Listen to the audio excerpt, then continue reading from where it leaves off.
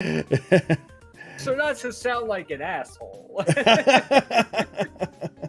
but oh, it's telling me we're not live. What's that deal? yeah, it says I'm live. Does it? Server Life Gaming is live now, episode 13. Oh, well, it's working then. We say goodbye to Adam as a co-host. Wait, what? Oh, the cat's out of the bag. Damn it, I wasn't expecting you to look at the description. We just assumed that everyone was too dumb to look at that.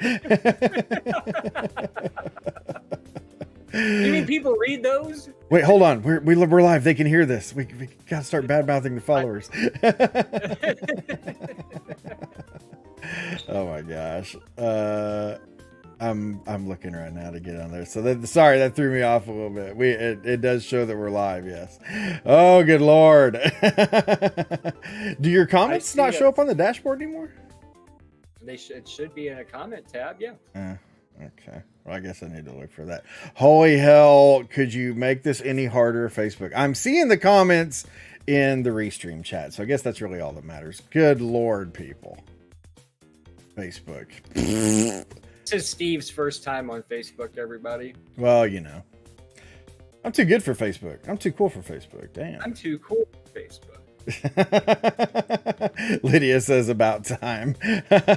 First, what's that? Yeah, you always got to claim first. If you're first, then you got to claim it. You know? If you don't claim it, then what's the damn point? That's what I got to say about that. So, oh, good Lord, people. Welcome to the Beer O'Clock Podcast. Professional as hell, obviously, as you can tell from the first 2 minutes so far. So, how's everybody doing tonight? You guys having a good week? Everybody staying happy and healthy and all of those great things? Adam, what's new in your world? How you been, man? I've been doing good, man. Just been trying out the purple side of things over on Achievement Unlocked, kind of doing double duty on Server Life for the past couple weeks. Started a new fitness thing, so that's new, and I'm feeling it today, especially. Fitness. But other than that, man, I can't complain. Just doing the thing day in, day out. Well, that's good. Yeah. I heard you had a big event today, a big happening, something significant. I did actually get the No Death Run in Streets of Rage 2 for Sega Genesis, which was a goal that I've been working for on Achievement Unlocked for like the past 3 weeks. So we finally got that in the bag, moving on to other things. So pretty excited about that. It was nice. It was the first run of the day. So then as soon as that was over, I was like, well, guys, we got like 2 hours left. What do you guys want to do? You know, I've done that before. It's always kind of funny, like when you set out with like a specific goal for a stream and I don't know if I could say accidentally, but you unexpectedly hit that goal like really early. Then it's like, well, damn, what do we do with the rest of our time here? What did you end up doing with the rest of your time? So I was like, taking some suggestions on like, all right, well, what's the next game going to be? And I was like, well, let me show you this game called Life Force. You ever heard of Life Force? Oh, yeah. So I've been Salamander outside of the United States is what it's called. Did you know that? Salamander. Oh, because of the box art, probably. Yeah. So I've been practicing it in my off time just to kind of lightweight get ahead of it because I thought about trying to no death run that game. And it was like it's the hardest shoot 'em up I've ever played. I mean, I've played like some pretty good shoot 'em ups and some pretty bad shoot 'em ups, but this one, I mean, right off the rip, level 1 kicks you in the crotch as soon as you start playing. So I was like, well, let me just show you this game and show you how difficult I think this is. So we're playing through it, and Captain Tendo, Chris Tendo, my boy. Chris Tendo. Yeah, he was like, I have a game like this. It's called Blazion for Super Nintendo. And I had never heard of Blazion before. So I was like, all right, well, let's check it out. So I started playing it, and it ended up being like a really solid, fun shoot 'em up game. It was not the typical SNES slowdown garbage that happens, and it was really fun because you can actually like take over enemy ships, and like you can like transform into them and use their firepower against the enemy and stuff, which is a really cool mechanic. Yeah. So anyway, I spent about an hour and a half playing it, and I was like, you know what? I think this is going to be the game. This is fun, challenging, but not impossible. It's kind of fun. It's got a cool gimmick to it. I'm in. Yeah, I've never heard of that one either, actually. So yeah, you should check it out. I had a lot of fun with. Not that I wasn't expecting to, but I was like, this is a kind of a fresh take, especially for a Super Nintendo game. I was right. Yeah, it's funny. Super Nintendo shmups. I played some UN Squadron this week. UN Squadron, really fun, really difficult shmup on the Super Nintendo, and yeah, it's fantastic. I loved it. It kicked my ass a good little bit, but that's okay. It did it in a good way. Hey, what's up, Tango? How you doing, buddy? But yeah, it was quite an experience. But that game is a huge nostalgia trip for me. So tried to play it a few times, and that game is pretty damn hard. Yeah, I've beaten it before, but it's been a good long while though. So like, it's one of those things where I was playing it the other day, and I could feel myself ramping back up again. But it's going to be a while before I'm like really like legit comfortable with it. There's another streamer I watch over on Twitch who like he plays that game on like professional level, and I'm just like, dude. But this guy's a beast though. I mean, he's just like he can. Actually, I think he did a deathless run of Super Ghouls and Ghosts recently, which anyone who's ever played that game, no, I know, really. Like you talk about, way to upstage me, Steve. Well, yeah, you talk about punishing. Well, I mean, heck, I can't upstage that. But yeah, the guy's like, if you're gonna play it, might as well play it on hard. He does everything like that, and it just drives me nuts. But let's get some shout outs. We haven't really shouted out a whole lot of people. Adam, you want to read through your Facebook peeps, or do you want me to do that? Yeah, I've got the lovely Lydia Rodriguez, Cedric Booker, who's always like the first, if not the first. He's in the top 5 almost every single time. We got Dresden Hand Cranked McCool in the chat, as well as JC, a Dead by Daylight aficionado, and also just a great overall person to have in the chat at all times. Keith Roden, Gaming with Graybeard, as usual, Graybearding it up. We got to get in the bush. And my boy Chris Tendo coming in, the man of the hour. We were just talking. I was telling Steve about Blazion and the experience we had with that, and how I'm thinking that's going to be the next game for Achievement Unlocked. And finally, we got James Reeves, who is Nord the Gemini on Twitch, recently moving over from Facebook. I think it was Nord the Gemini on Facebook. Don't crucify me if it's not the same on Twitch. I'm sorry, but I think it is. I'm almost 100% it is. If I'm wrong, correct me. But yeah, that's it for me. Thank you all so much for being here. Appreciate you. And we're out. We've got my good buddy Tango over on YouTube, and that's probably it, because we don't have a very big YouTube following. Head on over to YouTube and give us a follow there. I'm going to drop the link in there. We don't have enough followers yet to get our own custom URL, so it's like youtube.com/ so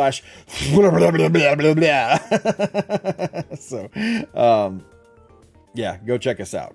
We would appreciate. My brother Adam's here. What's up, Adam? So yeah, Adam Hoberty over here, Server Life.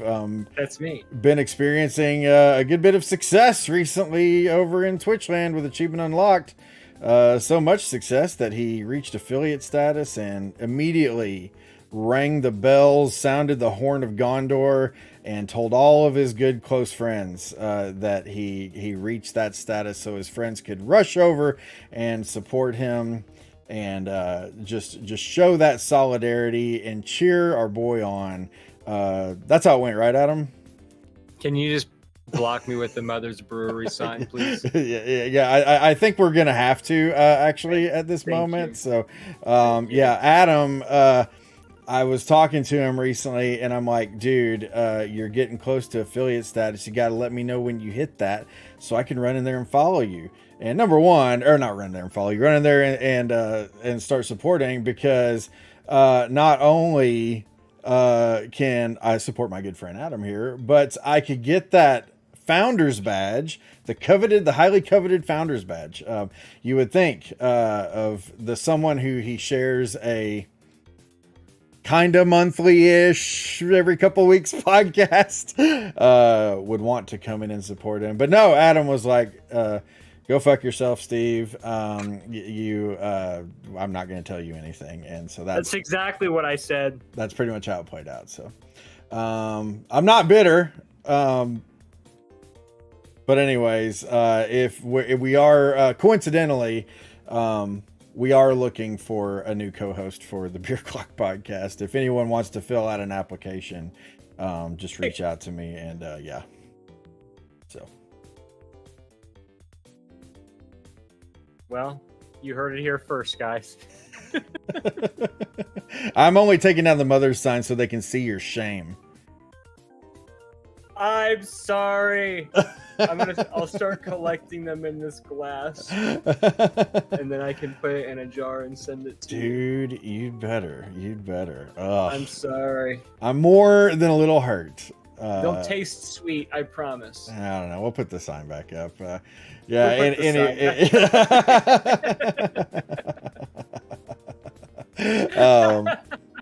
But no, congrats on that. I think that's super awesome, and of course wish you guys all the success in the world.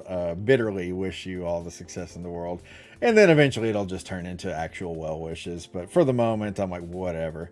He could have immediately on the server life side though. Yeah, Tango actually made a really great comment over in the YouTube chat. Said he could have immediately gifted you a sub as well. I think that would have given you the badge as well. To which you are correct, Tango. If he would have gifted me a 1 month sub, I would have gotten the badge. But so not only is he selfish, but he's also a greedy bastard as well. So if we just put like bastard on the resume, we would have to have bullet points of selfish, greedy, and yes, horrible tasting French fries. All of these words are words that I would use to describe myself. Yeah. You son of a bitch. Where's the end podcast button here? What button do I click to end this charade? You know what? We're done here. Yeah. Friendship over. All right, that's it. We're out. You thought Monopoly was bad. Try forgetting to announce affiliation on Twitch. Oh my gosh. I'm an okay guy, but I'm pretty petty, so you're not going to live this one down for a while here. As I shouldn't. You did tell me that, and I, as a poor friend, whiffed, and I didn't tell you about it. So that's on you me. Failed, Adam. You failed. That's the word you're looking for. Is you failed, you didn't just fail in the task. You failed me as a friend. So, Thank you for putting it in the lightest way possible. We'll suffer through the next, couple hours here and maybe land in a good spot. We'll see how that goes. So, yeah. Do you have the ability to play the Price is Right fail noise, please? Can we do that? Let's have a look here. You can't hear it, but I just played it. I was going to say, if you could tell me if you do, so I could hang my head in shame as well. Even though you couldn't hear it now, Adam, you can hear it on the playback. If you go to our YouTube page, which I'm going to drop the link again right now, shamelessly. So yeah, go check us out on YouTube. Give us a follow on YouTube, subscribe on YouTube, whatever the hell the word is they use for it. That's what drives me nuts is it's like follow or subscribe or like, or whatever the heck. I think Facebook actually kind of finally worked that out because it used to be there was a liking and then a following, but they weren't necessarily the same thing. And then your followage would reset if you had followed the page but didn't like it, and then you go to press like, and then it would unfollow you, and then you'd have to follow again, and it would completely reset your followage. That is a total Facebook move right there. We're gonna have to hit another fail noise for that. Yeah, that was very, very frustrating. Yeah. He's given me the Game of Thrones shame bells. Shame bells. Oh, that's good. Good job, Keith. Damn. Way to go, KMR. We get to watch Adam feel guilty for 2 hours. Grabs popcorn. What's up, Roach? How you doing? Thanks, Roach, Steve. Hey, Roach, congratulations on reaching affiliate. Wish I would have known, but I didn't until about 5 minutes ago when I pressed the go live button. I was like, you son of a bitch. So anyways, I think it's time to crack open a beer here. I am drinking Shocker. I always forget how to hold this for you. This is a Mother's Brewery Oktoberfest, because we're getting to the Oktoberfest time of year. I really like this label a lot. And you guys know what a lover I am of Mother's Brewery. I don't know if they've not made this before or if there's a new label on it, and I've had it before, but it just had a different label. But either way, I don't know that I've had this before, so I'm kind of excited to try it out. I love me some Mother's Brewery. So always tasty, will you please do the thing? Always delicious, always refreshing. Mother's Brewery, please sponsor me, Mothers. So. Well, let's. One of my favorite things that I look forward to the most about the podcast is your pleading to Mother's Brewery for the sponsorship. It's one of my favorites. Justin says, "I just unfollowed SLG for you, Steve." Thanks, buddy. I appreciate the solidarity there, Dresden. So, Adam, what do you have? What are you imbibing this evening? So. I also, as a creature of habit, went to Urban Artifact, which is a brewery that I tend to gravitate towards for beers of these podcasts that we do. So I took a chance and I got Fire Iron Tropical Midwest Fruit Tart, which I was like, ooh, this speaks sour to me, but also tropical. So I'm thinking like pineapple and oranges and that kind of stuff. And I mean, it is a sour beer. And when I say that, I mean it's like the most like beer I've probably ever had. So really? It's like too much. So it's definitely not my favorite, but it's not like undrinkable by any means. It's just like a fruit warhead beer. Fruit warhead. Okay. I was like, what? Wow, that's really descriptive. Then I was like, oh wait, the warhead's candies. Like, didn't you feel like such a baller when you like, I mean, I could take down these warheads like back when we were kids and stuff. Well, that was longer ago for me than it was for you, but still. Dude, I have a really gross story about warheads. It doesn't involve me, but it involves someone that I went to high school with. Oh, really? Well, do tell. So, this guy that I went to school with, he brought in a bag of the extra super 9,000 bullshit sour warheads or whatever. Oh, really? And so he was like trying to prove how like hot shit he was. So I mean, he put like a crap ton in his mouth or whatever, and it ended up like fucking up his tongue so bad that he peeled a piece of skin off of his tongue. Oh. And then he kept it in his wallet, and like the picture thing of the wallet where you put pictures. And he would like show it to people, and he had it for like weeks, and I swear it was like bright neon yellow the entire time. Wow, it was disgusting. That's like one of the worst things I've ever heard, man. It reminds me. I can't make it up, right? I can't make that shit up. You know that is a real, true story. It reminds me of Austin Powers' Gold Member. You know, when he's got the skin box. Yes. It's like that, because that reminds me of this kid I knew who would like peel off his sunburn and eat the skin. And every time I can't watch that movie. I've literally only watched the movie once because I couldn't take it, because all I could think of was that kid. And like, it just grossed me the hell out. But wow, his tongue peeled off some of his tongue and kept it. Yeah. So how many people has he murdered since then? I mean, is he in prison? You nasty Adam! I told you it wasn't me. I didn't do it. I'm not the warhead tongue This peeler. Guy I know. Not me personally, but a guy I know. Hot damn, yeah, that's the worst. So whenever I think of warheads, I immediately go to that story, as I feel like I should. Yeah. Because I don't think anybody else can tell a story like that involving warheads. So this just for you, my lovely audience. Yeah, that's wow. Yeah, that's what the Beer Clock podcast is all about. Right. Improv. Because trust me, if any planning had gone into these conversations, I would have said, please don't share that. Oh, you take that back. This is the content that people are here for. I may have tolerated it a little better if I had a founder's badge, but we all know that ship has sailed. So here we go. Here we go, indeed. So this Oktoberfest is really good. You know, you're gonna have to like in your. You didn't tell me when you got affiliate status. Oh, I made a huge deal about it. I posted it all over Facebook, which you're on. Oh, I posted it in the Patreon chat, which you're a member of. Well, yeah, but I don't know if you're talking in the chat very much. What? I'm sorry, I can't hear you. Oh my gosh, boy, the play, and it's I forget who I was talking with about this recently, but like the plague of the streamer's life is notifications. Would you agree with that? I would, yes. Yeah, especially Discord notifications. Yeah, Discord notifications are wild. Yeah, like I have muted the majority of Discord servers that I'm in, just because it's the only way I could make the notifications manageable.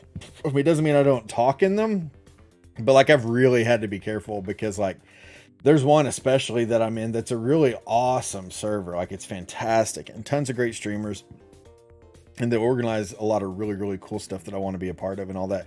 But at the same time, it's a huge Discord with hundreds of members. And hey, what's up, Randy? It's a huge Discord with tons of members. And there's no joke, probably 30 channels in it. So it's 30 channels of just madness, like all freaking day. And as much as that gives me anxiety just listening to that. Oh, seriously. Yeah. So it's like you're constantly like, you want to keep up on stuff, but you also don't want to just get absolutely assaulted with notifications every day. So it's very difficult. The thing I like about my Discord is that I can just talk to my folks, ins and outs, more than that. Oh, really, Tango? So I wouldn't doubt it. Yeah, the Salsa Shack. Love the Salsa Shack. If any of them were watching, I would tell them how much I love them, but I know none of them are, other than Tango. But no, it's Salsa Shack, huh? Yeah, the Salsa Shack, which you should get in that, actually, especially if you're spending some time on Twitch. I mean, obviously, you got to mute all the stuff that you got to be careful about, but it's a really cool group of streamers to get hooked up with. So, especially if you're playing any retro stuff, but absolutely 100% endorse. I do have a penchant for retro. Yeah, tons. Tons of good stuff in there. But what are we talking about? I got off track here. We were talking about me not notifying you about the affiliate for the Founders Badge. So explain to me again, what was going through your mind when you're like, yay, I'm just joking. I was thinking like, well, I posted it in the chat, so Steve will obviously see it. Steve will obviously know, because you know how much time I spend commenting it. You are really active in my chat, so it's very surprising to me. It's very surprising. Keith wants to know if we're getting any Steve gripes tonight. Can you alleviate his woes, please? Do you want the Steve gripe now? Is that the Steve gripe? We may, actually, that's like this is like a bonus Steve gripe, because the true Steve gripe is Adam, again being a selfish turd, but don't forget greedy. No, selfish greedy turd. Yeah, he didn't even gift me a Founders sub. Right. Whatever the hell. So, so. The thing that brought this Steve gripe to my mind is a letter I got in the mail today. But I'm going to start off by saying this is like, how can you try to make an inroad with someone by randomly knowing seriously personal crap about them and saying that to them? I had a guy, an inroad. Like trying to maybe make a connection or build a relationship or something, or it's like, oh yeah, I know you live at so and so, and giving your address right there. Like, wouldn't that creep you out? Like if you're just some guy you saw at the store or whatever. If they knew more about you than they rightfully should. Absolutely, yeah. Okay. That where when they say that to you, you're like, first of all, you know that? Creepy. Second of all, how the heck do you know that? A couple incidences that have happened. I'm gonna save the one that happened today for last, but like I had a guy show up on my doorstep at one point who was selling security, like a home security system or whatever, and he comes up to me and he knocks on the door. I open the door. This is during COVID, so it's already like I'm not opening the door. I pulled the screen thing down so I could talk to him through the screen door. Hi, I'm looking for Ray Finkel. And a clean pair of shorts. That was impeccable timing. You're not off the hook yet, though. But no, so the guy shows up And he knocks on the door, and I'm like, hey, how can I help you? And he's like, yeah, I'm with so-and-so security systems or whatever. I was just wondering, are you... And then he gives my name. And I was like, yeah. And he's like, hey, and then he starts listing off all this crap about like my wife and our house and how many square feet it is and all this other stuff. And I'm like, and he launches into this whole thing trying to sell me a security system. And you know how these people are, is they're used to getting told no 100 times a day.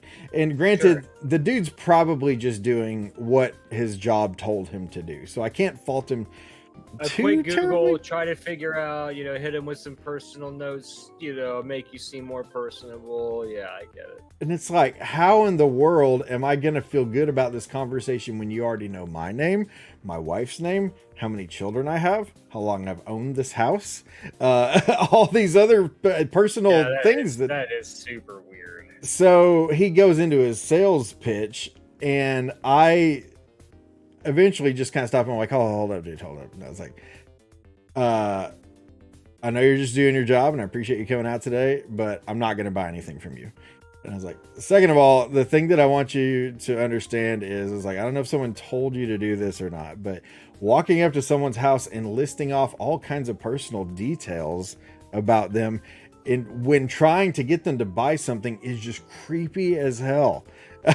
I don't want you to know my name, my wife's name, and my children, how many children I have, how long I've owned this home, whatever. And it's just like, no, you can just go ahead and go right now. So I did my best to try to be polite about it, but I was honestly really creeped out and a little pissed. So today, a very similar thing happened. It's like, how often do you get, stuff that is junk mail, but you open it just in case that it's not like, hey, you won $1 million, or you owe us money and you forgot to pay us or something. So that's the more likely scenario of the envelope. That's the first scenario. Same. Yeah, I guess same as I'll agree to that. Well, I open up this letter, and it's from a local insurance agent. I won't say his name or who he works for. We'll just say that how many kids he has, what his wife's name is, or his we'll just say that he works for Paul State Insurance. But he sends us a letter, blah blah blah, hey, I'm selling insurance. And what do you think was included in with that letter that bothered me?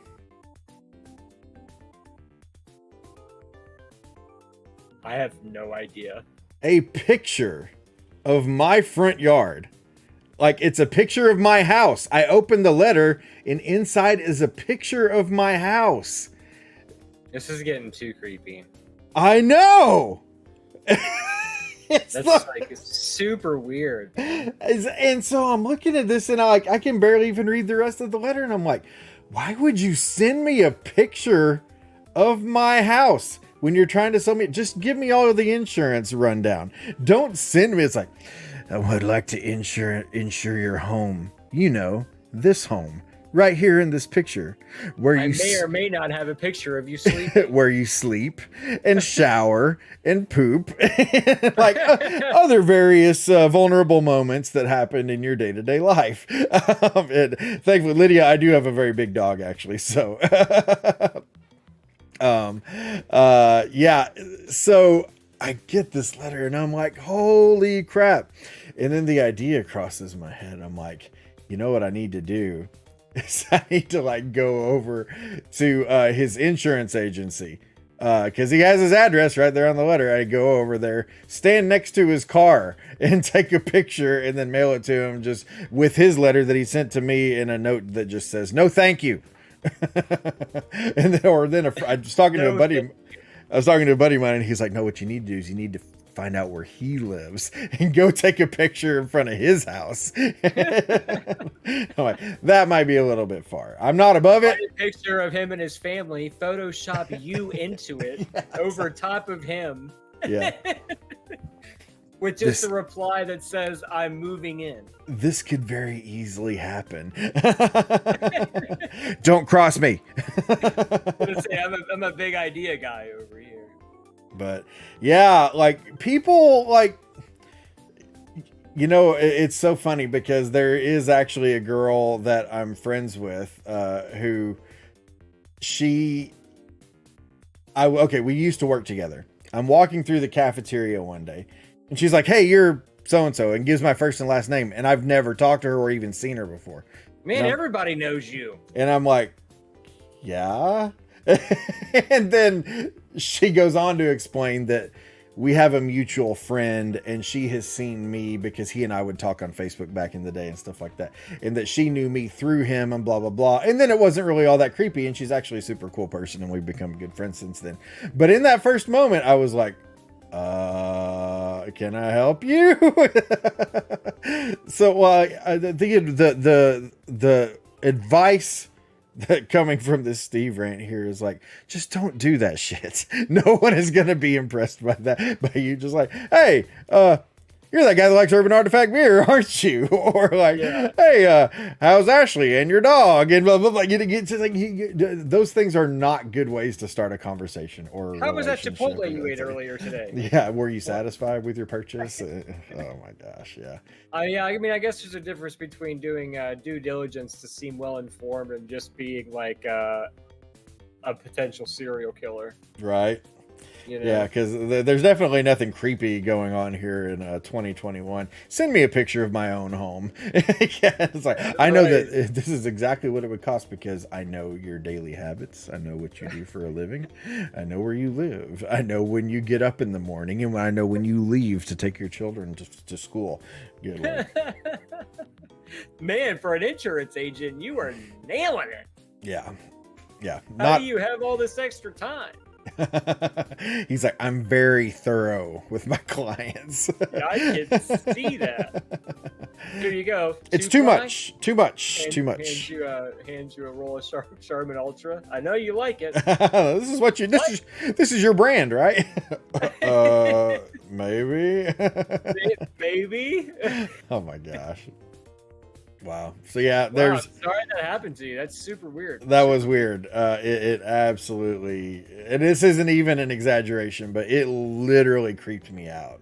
Like, I just posted it because as soon as it happened, I'm like posting this to Twitter. I'm like, this guy sent this thing to my house with a picture of my house in it. Is that some sort of stalker crap or what? And like, it was like, that's just wrong. So it's like, so what was the guy's response when you told him, you know, like, by the way, I think it's creepy, you know, that you maybe not do this in the future. What was his response to that? Like, honestly, he didn't really have a whole lot to say, and he other than the fact that he thought it was perfectly natural that he would know and rattle off all that information to me. I'm like, okay, dude, if you know it, that's one thing. I know the internet exists, but rattling off that information to me in a conversation is not going to make me want to buy from you, or it's not going to want to make me be your friend. Your brother totally just roasted you. You've announced on the internet when you take your kids to school many times. Well, yeah, but none of those people know where I am. This guy from Paul State Insurance, he definitely knows where I am. That was an assassin strike there, Adam. Internet high five. Adam, high five. Lydia, he been in your panty drawer for sure. Panty drawer for my panty drawer.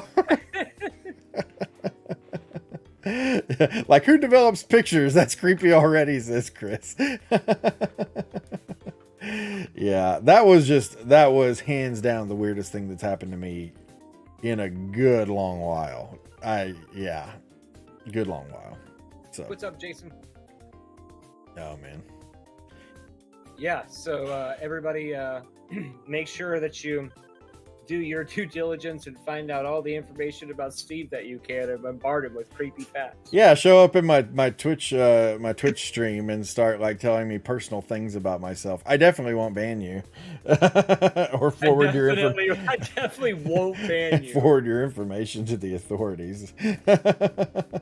Speaking of which, should we lead into the Twitch conversation you were having earlier with while we're not actively live, or are we We can talk about that a little bit if we want to. I mean, it's this is folks on Facebook may not. I didn't know about it, so I thought it would be interesting to talk about because I was completely in the dark about the whole situation. Yeah, I mean, if you're now, of course, you're still pretty new on Twitch, anyways. But like, I am. I rarely emote. Rarely emote. You'll get there. It took me a while to get there. I'm just now starting to emote, so. You'll get there eventually. It took me a while to get there, but I can barely remember to tell people I'm affiliates. Clearly, yeah, we know that for sure. But no. So today was hashtag a day off Twitch. If you want to search that on the internet to get a little bit more details, but basically the whole point of it is that there's been a big problem recently with. Several different issues. Number one being a lot of bot accounts that are just coming out of nowhere and really kind of mucking up the works on Twitch and causing all kinds of problems. Among other things, orchestrating hate raids, which you may ask yourself, what's a hate raid? Well, hate raids. Is that what you drink instead of Gatorade when you're hating on people? Yeah, it's a haterade. Oh, that was a terrible joke. That did not earn you any credit, Adam. But, can you play the Price is Right fail sound effect? Can we do that one again, maybe? Thank you. No, but what's happening is these bot accounts will come in and follow your page, and you won't know it. And then what'll end up happening is they will raid you with a ton of other bot accounts, and they will spam your chat with all kinds of really awful things, we'll just say, and are specifically targeting minorities, people of color, LGBTQ community especially, but not just limited to that though, because I know female streamers specifically who have had problems with that as well. I mean, me as your whitest of white bread streamers, that's not a problem I'm likely going to have to deal with, but that's my privilege. But anyways, it's been a huge problem. And so there was an organized effort to basically let Twitch know that we're serious about this. It's been something that's been griped about for months and months, and nothing has been done or even said about it from Twitch. And don't get me wrong, I love the platform, and I'm not going anywhere, but they've really screwed the pooch on this one. But anyways, people have been griping about this for a good little while, and only recently, when a day off Twitch, hashtag a day off Twitch started trending, did Twitch ever actually come out and say anything. Now, they still haven't done anything about it yet. They've said, we hear you and we're working on it. That's great, whatever. But anyways, Jace, I hesitate to use the word protest, but it's really more a demonstration of just saying, we're serious about this. You need to do something. And so a lot of streamers took the day off, Twitch, myself included, which is why our podcast is not live on Twitch right now. But it's basically to kind of vacate the site for the day to show them, that it's something that we're serious about. So I've said this before, and it's funny because I'm not an activist type really, but this is something I felt very strongly about, and I think a lot of people will never really understand how truly awful it is until they see the effects of what it does specifically to. I know I'm friends with several non-white streamers, I guess I'll just say that, and it's not good. And it's insane how vigilant that we've had to be to protect ourselves in our chats and stuff. So anyways, that's what was going on today. So Art says Twitch said that this would happen if they added the tags, and that's why they didn't want them. I don't know what do you mean by tags? Just like platformer, any %, like those types of tags? Yeah, like those sort of things. Like you can tag LGBT tag, you can tag mental health, you can tag bipolar, like there's even specific ADHD, bipolar, whatever. You can tag all these things to basically kind of indicate your page as either it could mean that you identify with those things, like you may be someone who struggles with mental health issues, and you're kind of letting people know that that's a safe space for folks like that. or you could publicize those things simply to say that, hey, I'm an advocate for those people, and even though I may not be a part of the LGBTQ community, I want to make my community a safe space for those people and to let them know that they're welcome and should feel comfortable here. So anyways, and it's funny because I meant to bring this up a minute ago, but today is actually the 3-year anniversary of Retro Death Row. September 1st. Happy anniversary. Yeah, thanks, man. It kind of sucked to not stream on the anniversary, and that was a big choice to make for me. But at the end of the day, I was just like, I can always celebrate it another day. This is something that I feel pretty strongly about, and especially, like I said, seeing the effects of it on other streamers that I know that are in those various communities, and that some people are just flat out scared to go live right now. So, the tags, yeah, it's awful.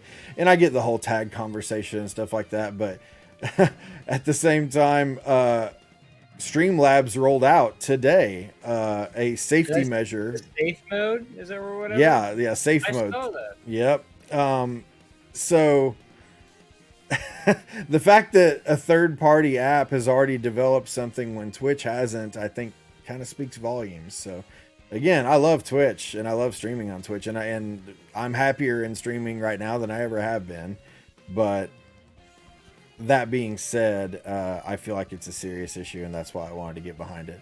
I don't want to judge those I know who went live today, because I know multiple people who still decided to go live today, but I felt for me it was the decision to make. So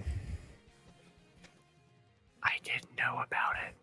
Adam didn't. I don't know. We did confirm earlier that he was selfish and greedy. So no, I'm just joking. No, not about this. No. And that's the thing is, if you're I heard about it through Twitter, not through Twitch. I eventually heard about it on Twitch, but I'm also on Twitch every freaking day. So, no, it's not something that, and by the way, that comment that I made a second ago about people I know who went live, I don't lump you into that because I know you didn't know, but I know several who did know that still went live. But they have their own reasons, and we're all adults here. So they're going to make their own determination of what's best for them. But, yeah, no, I didn't realize we were going to talk about this. I would have had an article up about it, but just Google #ADayOffTwitch and you'll see what it is that we're talking about there.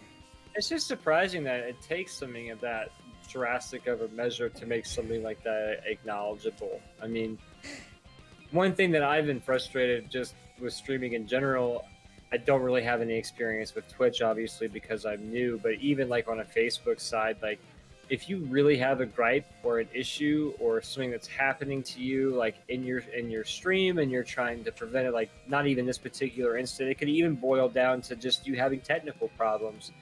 You trying to get any kind of real support or feedback from a human being on any kind of customer service platform on Facebook is practically non-existent. I don't know how that is on Twitch, but I feel like with as much money as the streaming community makes these platforms, that should be the one thing that we should get regardless over anything else. We should be able to have customer support like number one, like with any issue that we have. I mean, like we're making, I say we, but I mean the streaming community as a whole makes these guys lots and lots of money, let's be honest, and to just get an automated response about things that obviously it's like this, it's an automated response because they address things that you didn't even put in the email.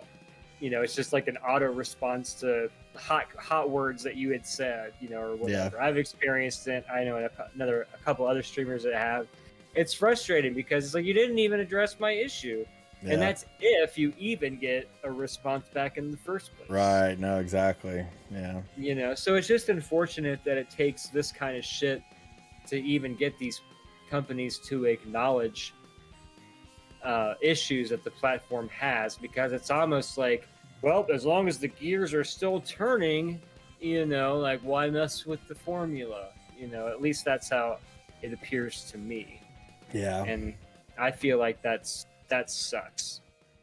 Yeah, it really does. And it's a sad deal. And, but the thing I always try to remind myself and other streamers that I know who struggle with that stuff is like, no platform is perfect. There's always going to be issues. I'm not asking it to be, like crazy good, but I mean, I would like to be able to talk to a human being if I want. Oh, for sure. Yeah, totally. No, especially when you've got a problem or, again, what happens on Facebook all the time is people get banned, and it's like, why did I get banned? Seems pretty ridiculous. Or I got banned for something, but taken out of context. If you put it in context, you should know that this isn't a bannable offense, but it's useless trying to get a response from anybody or anything. But, my point more being simply that, like, sorry, didn't mean to hijack. No, you're okay. Just simply that, whatever platform you choose, there are going to be struggles of one form or another. But like in this particular instance, because if you Google it, like I was mentioning before, you'll see that there are several like really high profile streamers that like very outspokenly did not take part in the event, and we're like, we're just not doing this. We think it's pointless and it's stupid, and nothing's ever going to happen. This isn't going to accomplish anything or whatever. And I hate that mindset because it's so defeatist. And this is what I tweeted last night, is I'm like, history is just littered with monumental events that took place because a few small and seemingly insignificant people had just had enough. And they took action. And while this one particular coordinated effort may not necessarily yield the results that everyone is hoping for, I don't think the point is really the result. I think the point is simply making your voice heard and saying, I too am very concerned about this. This is my platform that I've chosen. This is the platform that I plan to stay with. I support it and I want to stand behind it, but this is a part of it that I really feel like needs to change. And yeah, I agree completely. So, yeah, it's a tough situation, but then like at the same time, like, I mean, I don't know how much is talked about now because again, like ever since I stopped streaming on Facebook, I've practically stopped using Facebook, except for this. But back when there were all kinds of like data leaks and concerns and stuff with Facebook, this was several months ago. I mean, I've been on Twitch for coming up on a year now, but like it was really hard for me to continue to support the platform because I'm just like, I'm telling people or asking people to tune in and even if they want to support me by sending stars or whatever, like Adam, not cool enough for supporters on Facebook, but if I want them to be able to send, I'm not cool enough for supporters on Facebook.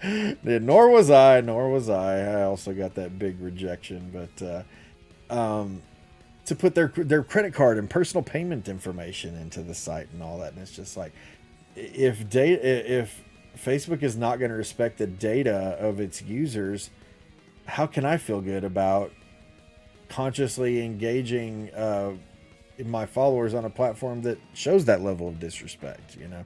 But it comes down to every platform is going to be fallible in some way or another, and I think it's just important to do the best that you can, to do what you can, and take action when action can be taken. I mean, you can be fallible, but as a multi-million, billion-dollar organization, at least get the big shit right. Yeah. Like the main things like information security, stopping harassment and bullying and broken features. I mean, come on. I mean, that's be pretty standard stuff. Well, even in my Facebook days, I mean, and I'm sure it's still a problem now, is people just creating, every time they turn around, creating a new account so they can troll more. They get banned on one account, they got another. I knew a guy who trolled the hell out of me and several other pages. I won't name him, but who, talking to a friend of mine that knew him, not personally, just because we're all talking over the internet here and stuff, but in talking with this guy had over 20 accounts. that he would use for his various nefarious actions. And it's just like 20 Imagine accounts. Being that invested. How the hell is that even possible? How is there Right. nothing that stops that, Yeah. I mean, you're right. Yeah. I mean, the easy option is to be like, well, if somebody gives you shit in the stream, just ban them. But, like, again, that doesn't stop somebody from making another account just to do the damn thing. And then we'll just ban them again. We're like, well, I shouldn't have to keep banning the same person. But at the same time, like, I'm not obviously an IT guy. I don't even know how you would go about getting around that, but it still sucks. Oh, it still sucks. Yeah, Lydia made a good point. She says, was he selling home insurance? It makes you wonder. It makes you wonder, but no. Thanks, Facebook. But that's how the guy got your information. Probably. Oh, I see you have all these things here. Creeping your profile, looking at pictures of your family. Yeah. Photoshopping myself into them. Yeah, right. That's a bold. What does he say on The Office? Like, that's a bold move, photoshopping yourself into your girlfriend's pictures with the children. When Carol breaks up with him. Yeah. That is so weird. Well, I was like, I wasn't actually there, but I was there in spirit. I was there in your heart. Or in your heart. Yeah, that's right. So anyways, that's what I did with my day. But the happy news is, 3 years of Retro Death Row, man. That's awesome, dude. Congratulations. I appreciate it, man. It's been a heck of a journey. And many ups and downs, but like I've said before, even today, I feel like I'm in a better place now with streaming, the quality of my content, and just content creation in general with the stuff that I'm doing now with video editing for other streamers and whatnot. So it's good stuff, good times. So I might hire you. Hey, now's the time to do it. I haven't tweeted it yet. I was going to tweet it when we get done here, but I'm offering big discounts this month in celebration of 3 years. So rock and roll, baby. So here's the deal. Can I run this by you really quick? Yeah. So I've been having a contest the entire month of August, which you probably know since you've been very active in the Patreon chat. Oh, very active, yeah. It is I love how we're just minimally roasting each other the entire stream. So I had this contest the whole month over the Hoberty Shuffle, right? Which is a dance that really came from some post that my wife and I went to this exhibit in Ohio, or in Columbus rather, and there was this room that had like techno lights and stuff, and I ended up doing this stupid dance, and my wife videoed it, and so when she posted the whole trip on Facebook, Chris Tendo saw this video, and he was like, I'm making this a Starscream. And so he made it, he did a great job out of it, and it was just dubbed the Hoberty Shuffle at that point. So after it had become popular, because Chris is like, I've got people coming in here wanting to see the Hoberty Shuffle screen, and you're not even in here, kind of thing. And so I was like, all right, well, I'll make a contest over, everybody that's a follower or supporter or anybody or whatever, send me Hoberty Shuffle videos, and I'm going to make a montage video for the stream of everybody doing it, with a song in particular, and then we'll have the top 3 best videos, and we'll all vote, and then whoever wins gets a free SLG t-shirt. So my plan, obviously, was to learn a video editing software and whatnot and do it myself. But then even if I learn the software, it's going to look like shit because it's going to be the first project I've ever really done. So one of the first things that came to mind is, a buddy of mine that I know that I could support a business venture that he's in happens to do video editing.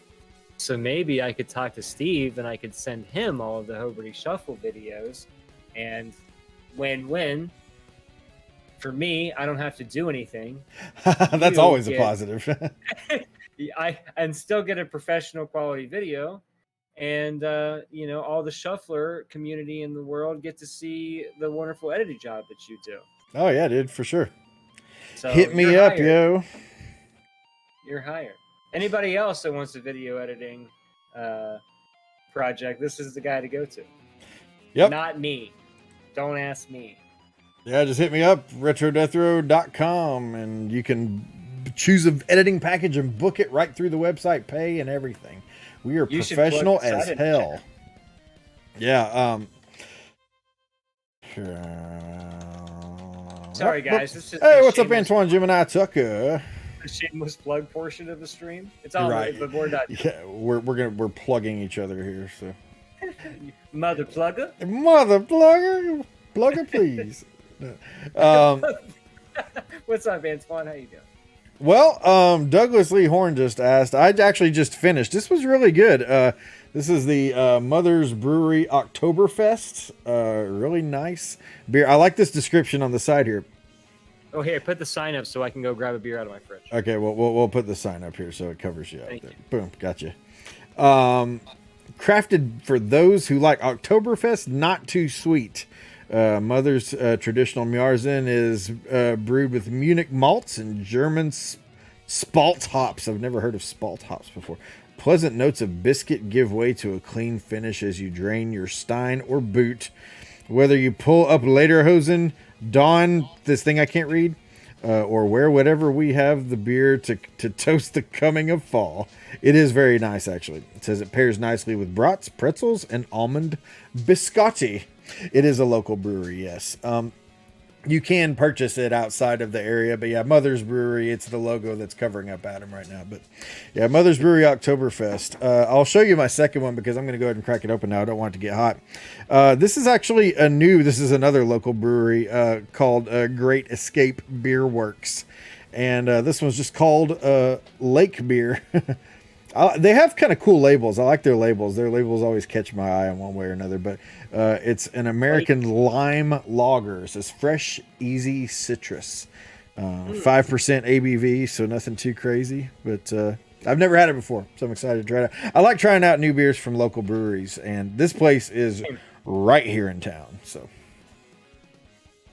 And Doug, to answer your question, I'm drinking a local brewery from me called Urban Artifact, and it is a Fire Iron Tropical Midwest Fruit Sour. I do like sour beers. This one is particularly maybe a little too sour for me, but I mean I'm still rocking it. 7.7% on the ABV though, so it comes in 4-packs. Bet you didn't know fruit could kick you in the nuts like that, but it can. No, it can. I'll expect one of those in my apology package that you are surely going to mail out tomorrow. So, I mean, I do already have it boxed and taped. You called me out. There you go.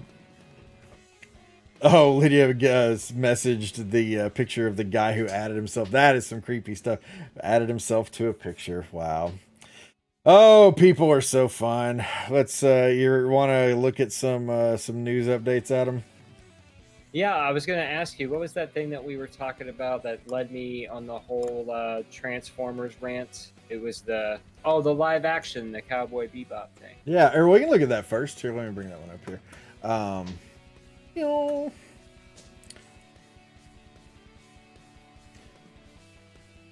John Cho shared that he had to get over the age difference between himself and his Cowboy Bebop role, but said he feels better suited to play the role now. So John Cho, which you've probably seen in several different things, I thought he was great as Sulu in the Star Trek movies, but also Harold and Kumar, playing Spike Spiegel. In the upcoming Cowboy Bebop Netflix remake. This picture of him right here makes me very excited. I think that looks pretty cool. He doesn't have the same hair, but I mean, really, that's going to be hard to nail that hair. But anyways, before they announced that this was even like a thing, before Netflix said they were doing a live action thing, I have brought up on stream before, talking about live adaptations. I was like, I hope they don't do one on Cowboy.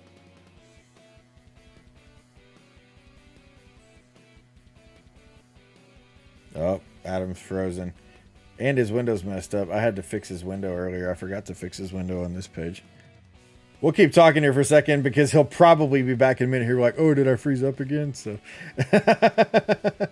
that derpy voice I just gave for Adam isn't meant to insult him. Oh, he might be making his way back. Are you back, Adam? We lost you for a second. Oh, well. You didn't miss anything important. Where did I leave off at? Well, you were talking about like, I hope they don't, and then something about. I hope they don't make a live action Cowboy Bebop, because like I don't know who I would pick to play Spike Spiegel, because I don't think anybody's cool enough to play Spike Spiegel. And I was like, maybe Keanu Reeves, maybe, and so now they're actually doing it, and I'm like, so who are they going to play to pick Spike Spiegel? And I mean, I'm not like mad about the choice or anything like that. I guess you could say my interest is peaked. I like him. I don't know that I've ever seen him in anything where I didn't like him. For sure. I mean, I haven't disliked him anything. Like you said, makes a great Sulu. See, we got more. Like I like what he did there in Star Trek, and to be funny, and Harold and Kumar isn't really a tribute to his acting. True. I do like how they have the corgi. They got the corgi in there. They got the corgi. Here's a nice muscular John Cho for you as well. Once more with a little bit of blood on his face and some dead bodies. The girl, another dude. Yeah, I'm not being super specific because I've never watched Cowboy Bebop, and but the thing is, I've wanted to, and I just never have. And then I saw these articles, and I'm like, you know what? I need to watch that now. And Adam was generous enough, so we'll put this in the credit category here for him, to offer to send me his DVD set so I could watch that. But I was like, it's on Hulu. Save yourself the postage, and I don't want to mess up your DVDs and feel bad about that. So Adam's sitting very still. What friends are for, though? Oh, hey. I think he's back.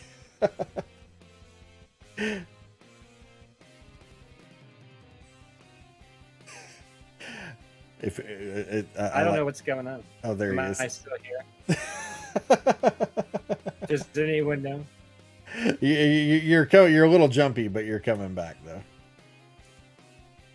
I don't know what's going on. This was the interesting thing though, is let me scroll down to where it tells this in the article though. He plays Spike Spiegel, who's in his late 20s. John Cho is 49 years old. Look at that dude. He does not look 49 if you ask me. Now, I assumed, and I only bring up his race because he did, but like there was a guy I was talking to the other day who I was like, yeah, you're in your 20s or something, right? And he's my age. I'll be 41 next month. And he's like, it's because I'm Asian. That's why. And he's like, it's that Asian skincare regimen or something. But yeah, John Cho, I would not have guessed 49 for him. I would not have either. But yeah, apparently he had a little bit of difficulty at first of, getting himself at least in the headspace of someone that age, because he's a couple decades past it. But I forgot to turn off the film noise. Yeah, Keanu Reeves is the same way. Yeah. Oh man, Keanu Reeves is the best. But yeah, he is not aged at all, has he?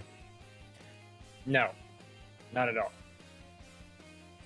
So I think this conversation led us to the thing where we have talked about this before. Whenever they do live adaptations or something from source material, and how you're never going to please anybody, and this and that. But I do think it's even riskier when you take more of like a beloved franchise. Like I know a lot of people that like Cowboy Bebop is like a top tier anime that they consider. Like One Piece would be another one, like if they were making a live action One Piece series or movie, or something. I know everybody that's a One Piece fan would almost immediately be pissed, because it's like, well, they're gonna trash it, or whatever. So it's even riskier when you go to a beloved thing like that and make it more appealing to masses, because then you're never gonna win. But one thing that in that mentality, I was telling you about Transformers, and like Transformers is like a very toxic fandom if you really get into it. And the go-to thing is like, well, if it's not G1, then it's trash, and as a diehard Transformers fan, there's been a lot of different new, not reboots is the wrong word, but new story arcs and like the same universe kind of thing of Transformers that I've actually thought was really good. Yeah. Transformers Prime on Cartoon Network was awesome.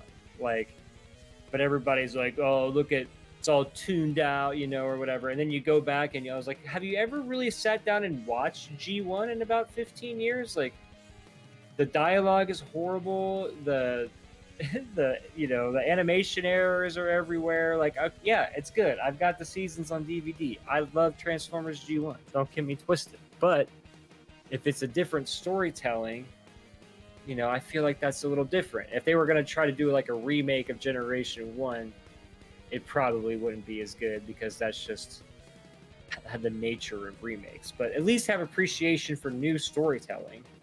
Yeah. You know, looking at you, He-Man, on Netflix, I don't know why everybody is like ready to roast Kevin Smith on a stake for what he's doing to He-Man, but like, isn't this the He-Man that we all wanted? It's like, as adults that grew up with He-Man, like, it's like the dialogue is better, the animation is better, people are dying in He-Man. Like, this is He-Man for us, damn it. Like, yeah. How could you say that sucks? What's wrong with you? You know, like, go back and watch the original He-Man. It's not that good, right? It wouldn't. I mean, like, it was good at the time, but it's right, not yeah. interest now. Like, you're not going to want to sit down and be like, well, I'm definitely just binge watching season 1 of He-Man and Masters of the Universe because it's so awesome. No, you're not going to do that. But you might do it with the Kevin Smith version because it's like, you know, for the audience that is right, you now. Yeah. You know? Yeah, they made it in mind of the people who watched it when they were kids and are adults now. Yeah, it's hey, see you later, Tango. Thanks for coming out, buddy. You had made the comment a while back too when you were talking about buying the Teenage Mutant Ninja Turtles cartoons on DVD, where it's like, yeah, again, at the time, that kicked ass, absolutely. But yeah, it did. You watch it now, and it's pretty rough. It's kind of cringe at times. Yeah. It definitely doesn't hold up the same. It doesn't hold up nearly as well. So it's like I have not. Okay, and Adam and I were talking about this prior to the show. I did not watch He-Man as a kid because my parents were super conservative and did not want us watching that show. And they're like, this is wrong, we shouldn't watch it, blah, blah, blah. So we didn't watch it. But then oddly, this is just an aside, we did go to the theater and watch the Masters of the Universe movie. So it's like, well, but anyways, I'm not here to dump on them because they're great people. I love my parents. But that being said, I really don't have a whole lot of skin in the game for what happens with the He-Man on Netflix. But I will say, man, those trailers were pretty kick-ass. You know, I mean, watching those, I was like, dang, this actually looks pretty freaking good. Yeah, you've got good voice talent behind it. You've got good, phenomenal writing. Like, I don't know what these people want. But I think it's the same risk that you run anytime you're, you know, remaking, reimagining, updating, or in the case of Cowboy Bebop, you know, making a live action adaptation of like an extremely beloved property. It was a huge risk for them to do that with The Lord of the Rings, but it absolutely paid off. The Hobbit, not so much, you know. Not so much. But Death Note, not so much. Death Note, not so much. Yeah, another one. Yeah, but I know that Death Note kind of has the same reputation as the Avatar movie. That it's just a sin. You know, it's like, wait, hold on. Yeah, we just can't do this. You know, for sure. But you run that risk anytime you make an extremely beloved property. And before we went live here with the show, and I would encourage you guys in the chat, if you can think of something, drop it in the chat here. I mean, can you honestly think of like an extremely well beloved IP of some form, whether it's like a comic book or a movie or something of that nature that you really want to see remade or have like a new adaptation of? There's so many of those things that I can think of that I just love so much, but that I really don't want to see them remade. I don't want to see an update. I mean, video games, yes. I would love to see a Zelda 2 HD remake. I love Zelda 2. It's never going to happen. I've given up hope on that. But like do I want to like Home Alone? We were talking about Home Alone several weeks ago, back around Christmas time, and it's just like, don't trigger me with Christopher Columbus. Christopher Columbus, you bastard. You bastard. But I don't want to see a remade Home Alone. I don't even really want to see a remade Ghostbusters. You know, I don't. Even though the newer one looked like it was going to be better. When does that come out? Even. I have no idea. I have no idea either. But like, even though it looks better, I'm just like, you know, I can't think of something that I watched like that I really want to see redone. Is it better to just let those things lie? Mario Brothers, they could remake Mario Brothers. It could be a lot better. That wouldn't be a very difficult task, though. Right. Imagine what they could do with it now, though. If the benchmark is making it better than the original Mario Brothers movie, that would take almost no effort at all. Well, yeah, but like, look at the movie like Pixel from Adam Sandler. You know, like they did that with Super Mario. Like that could be legit. Yeah, I do think that if there was going to be a legit Super Mario Bros. Movie, we could probably pull it off now. But even at that, again, I still am not really itching for that. Doug says what's crazy is the reboots are getting reboots now, and he is not wrong. Yeah. I mean, Spider-Man got a little crazy like that. I mean, hence now, like, why the Spider-Verse thing is tractioning. But you can't tell me that, you know, Fox had the Spider-Verse in mind when they kept making Spider-Man movies that were like a retelling of the same story, just in a different way. Mm-hmm. I mean, I know like the Gwen Stacy alternate timeline, you know, or whatever, but it's like it was like essentially the same movie 3 times in a row, you know? Yeah. Before the Tom Holland era, you know. So yes, I mean reboots upon reboots. I can't like name a specific one, but it's almost like, didn't we already do that? Again? Yeah. Like 5 years ago, right? I mean, he's not wrong. The new Mortal Kombat was way better. Did you ever see it? No, I've never watched it. Remember that time that you were supposed to watch it? I do remember that, yes. The Gilbert Gottfried Mortal Kombat video. I'll tell you how good Mortal Kombat was when you tell me how good The Mandalorian was. It's not fair. I don't have Disney Plus. I told you, dude. Unlike you being a greedy SOB, I'll share you some Disney Plus, dude. We'll make that happen. Speaking of which, I don't have this as a topic for tonight, but supposedly The Mandalorian, well, there's a couple rumors floating around, is number one, that it's ending after this next season. So season 3 will be the last season as The Mandalorian. Or the other is that the story continues and it's with the same characters and everything, but the name of it is going to change because it's going to focus on different stuff, you know? So like there, because I mean, and I'm not going to go real deep into this because, and guys, no spoilers on The Mandalorian for Adam because he still hasn't watched it yet. It's been long enough. I mean, I kind of deserve it. No, dude, you gotta watch it. Don't spoil it. It's so good. It's so good. It's totally worth it. I know Luke Skywalker shows up at the end. It's redemptive. It's so redemptive for so much in Star Wars. I'll say that. But anyways, no, they're saying that it could also continue, but the name of the show will change because it's going to evolve the things that the story focuses on. But anyhow, like I said, I'm not really prepared to talk about that just because I saw an article earlier today, and that's really all I know. So, watch The Mandalorian, Adam. You need to do it. Yeah, I'll let you know when I get around to having all this TV time. You're right. I know how that is, dude. I mean, that's one of the main things that's holding me back. If I could sit down and watch a 2-hour movie, it's like a victory. Yeah. So, like, TV series are just hard for me because they're so time consuming. You know, we don't watch very many movies or anything either, but you know, a movie that I watched with my wife recently that was just insanely good it's called The Sound of Metal.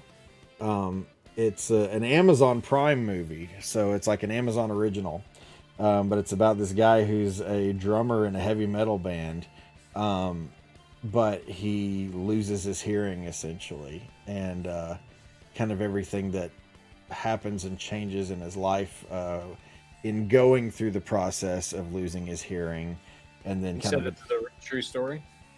I don't think it's a true story. Oh. But it's a really good movie, and it's insane because like the majority of the movie is pretty silent. Like you can hear little like birds chirping or whatever when they're outside, but like there's nobody talking because they're hearing impaired, you know. But I'll tell you what, man, it's the only movie I can think of in a long, long time where I was like transfixed the entire time the movie was on, like waiting for what the next thing was that was going to happen. It's kind of, it's not a comedy. It's not upbeat at all. I can imagine that if you were a musician and you were slowly losing your hearing, it would be a very depressing and hard time thing to deal with. It's a tough watch in some ways, and it's emotional, but it's not like cry your eyes out, and it's not like heart-wrenching or anything, but it was a very, very good movie though. So yeah, Sound of Metal, people. If you have Amazon Prime, you ought to check it out. If you do love me some heavy metal. Yeah. They do play some pretty wild stuff in the beginning. You remember that movie, A Quiet Place? I do. You know, I've never seen it.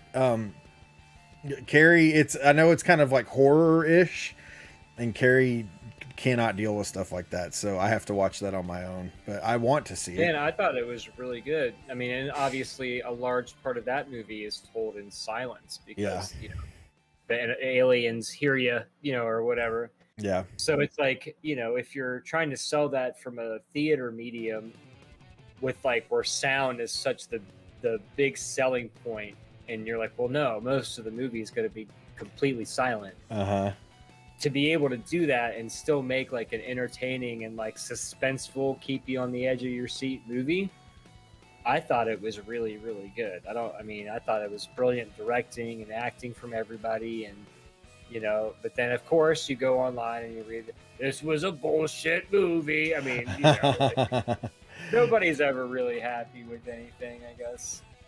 You know, speaking of aliens, have you seen the ads for the new season of American Horror Story?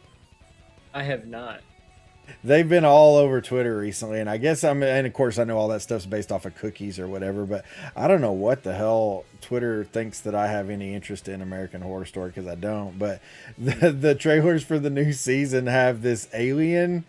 It's like, this is awful. I probably shouldn't even tell the story, but like basically it's like, it shows like a shoreline, and there's like an alien, standard looking alien, long spindly green body, big old eyes and stuff.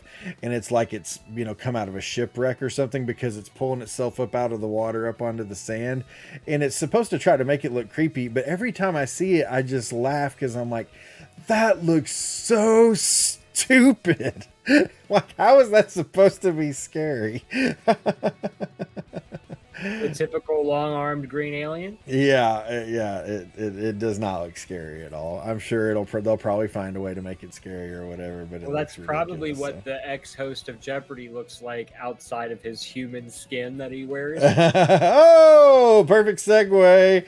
Hey, I'm here for it. This lasted, you know, I meant to Google this earlier, but how many days was this guy actually the host of Jeopardy? Like maybe 4 or 5?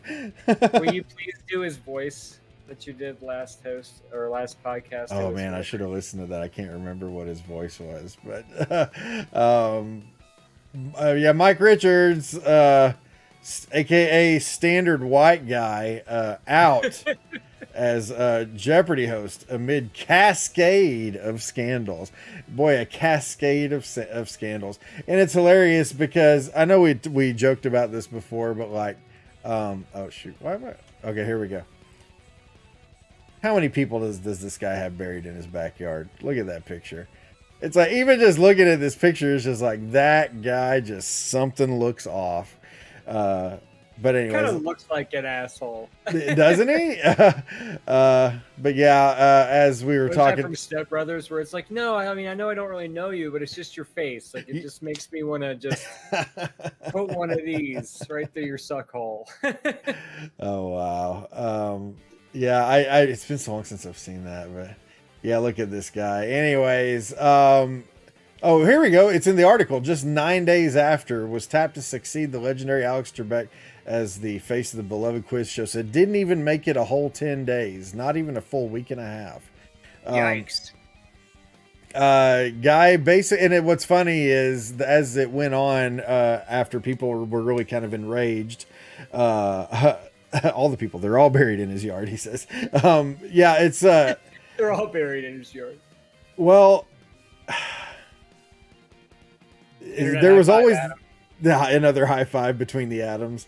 Something always seemed a little bit weird with this whole thing, and then come to find out, of course, we already knew he was the executive producer on the show, but they flat out basically came out and confirmed that none of those people were ever considered for host. It was always going to be this guy. And then he steps up, and then they rip his life to shreds, finding all the crap that he's done. The article, the internet does some justice. Yeah. Finally. Yeah. For once, the internet did due diligence and went back and found every sin that the guy's ever committed. So, Did you say that with sarcasm or no? Oh no, absolute sarcasm, because that's all the internet does is dig up dirt on people, and it's like, oh, well, you're popular now. Let's find all these horrible things that you've done and said and drag them out in front of everyone. Doesn't matter if they happened decades ago or not, and if you're a better person now, we're gonna crucify you for an opinion that you held at one point in your life. So, I mean, I agree with that, but if you're pulling up stuff that is legitimately bad, I mean, that's kind of good though. I mean, I'm not saying that it's all like that, but yeah, no, I agree. I mean, I think if someone's legitimately done something wrong, which this guy has got some dirt for sure. We're not going to go into all that just because I don't care. I've already forgotten his name. What was his name again? Mike Richards. I forgot his name. Yeah, I will say that I'm one for sure that gets more than a little frustrated with cancel culture, because I think so much of it is just flat out ridiculous. But like you had said, there are situations where legitimately someone's done something, and we would be better if we knew about it, so we could. Few and far between, and for a large part, I completely agree with what you're saying. Yeah, but sometimes there are some people that come across as good people that are legitimately shit people, and so it's good when it happens to them. But yeah, it's good when it happens to them. Well, there is a lot of stuff that I do believe gets taken out of context and edited and blasted, or like you said, they're a better person and learn from it, or whatever. That is all of those are very bad things. But on a bright note, Douglas says LeVar Burton from Reading Rainbow should have been the host, and I couldn't agree more. Okay, let's look at this too here then, because actually no, we're gonna look at a couple of things here. Jeopardy champion James Holzer slams Mike Richards let's get this ad out of here, after a former host exit as EP, or as executive producer. James Holzhauser, best known for his 32-game winning streak on Jeopardy, has slammed Mike Richards following the latter's departure as executive producer. Holzhauser, who is one of the show's top 3 winners alongside Ken Jennings and Brad Rutter, said on social media, "Do I think Mike Richards' podcast comments were appropriate for polite society? No. But did he deserve the benefit of the doubt for the job he did running Jeopardy? Also no." Also no. So James Holzhauser, if we don't get LeVar Burton, maybe we need to give this guy a shot, because I loved that comment. He obviously does a good roasting. Yeah, I think Jeopardy could use a little spice, in my opinion. I still think they should have had Will Ferrell on there for one episode. Wouldn't that have been fantastic? I mean, come on. How many people would have loved that? This article seriously angered me, though. Jeopardy clue: the person who eventually gets the beloved position on television, she or he should have had all along.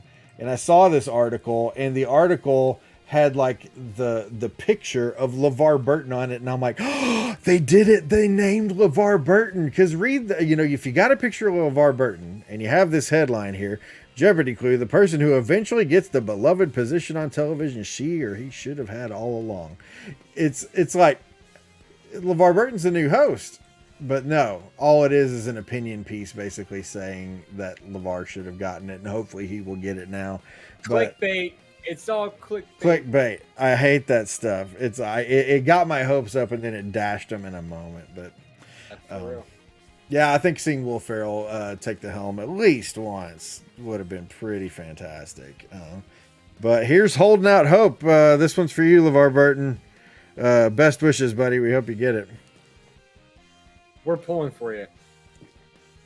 Yeah. One thing I will say that this article got really right is like all the positives that would come from appointing him as a new host. And I think hopefully this awful situation with Mike Richards, good Lord, I swear I forgot the guy's name again. Standard, we'll just call him a standard white guy. Hopefully this whole situation makes things at least a little more primed to where they can get LeVar in the big host's chair. Well, chair, he's not in the chair, but standing behind the host's podium. So two things. Lydia said he looks like the type who wants to take you out for your life insurance, if not on a date. Well, yeah, that's what I was saying. I mean, like, is there a more insurance salesman-y look that you could have than this look right and here? I wanted to add is he also looks like the guy that knows all of your personal information when he comes to the door. Uh-huh. He's got pictures of your house and your wife and your kids. I would like to insure your home, this home, with your wife, Carrie, and your 3 children, and your dog. And your dog. Now, Steve, we know you like to get in bed by 10, so... You know what, Mike? I do like to get in bed by 10 right next to my safe with my pistol in it. You're right. Praise God for my gun license and my many guns. So. Do you have the date on there that I got my concealed carry approved? So... No? No, I don't. They... on the bright side here, they were able to reinsert Mike Richards back into his pod, and there will be no waste as the pod is biodegradable and will be shipped off to a cornfield in Iowa. So he'll rejoin the plant spores that he was grown from initially. He was grown from initially. Imagine like being somebody and then like through some part somebody sends you a link of like 2 guys talking on an internet show about you being raised and bred in a petri dish. yeah that's gotta be again kind of an outer worldly experience, I would think. Yeah, I always assumed that if he would have lost his job as Jeopardy host, it wouldn't have been because of some sort of scandal, but it would have been that they discovered that he was naked the entire time, and that suit isn't a suit, that it's actually his skin. That's his skin. That was grown on his body while he was gestating in his pod. So there is the good news, at least, that again, it's biodegradable and he'll be I can't. feeding the... On the downside, though, there is a little bit of bad news, is that it has been reported that Mike was just learning to love. So... Just starting to finally understand the human dilemma. Am I love?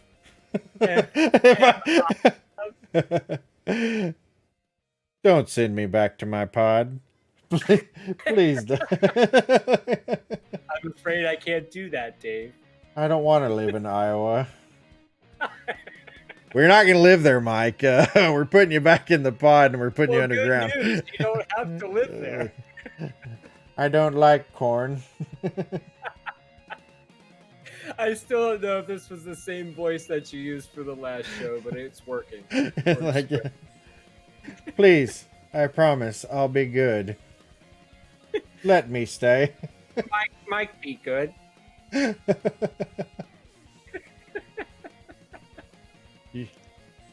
Yeah, I was going to make some jokes that were not good, so we're going to take them off the screen. Get out of here, Mike.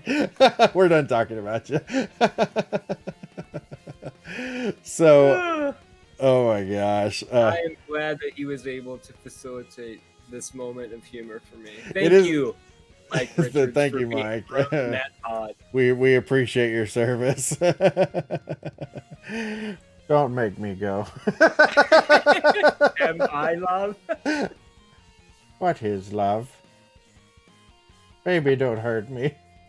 Baby, don't hurt me. Don't hurt me. No more. Oh my gosh. This is such a trash show. That's not funny to anybody else. It's hilarious to me.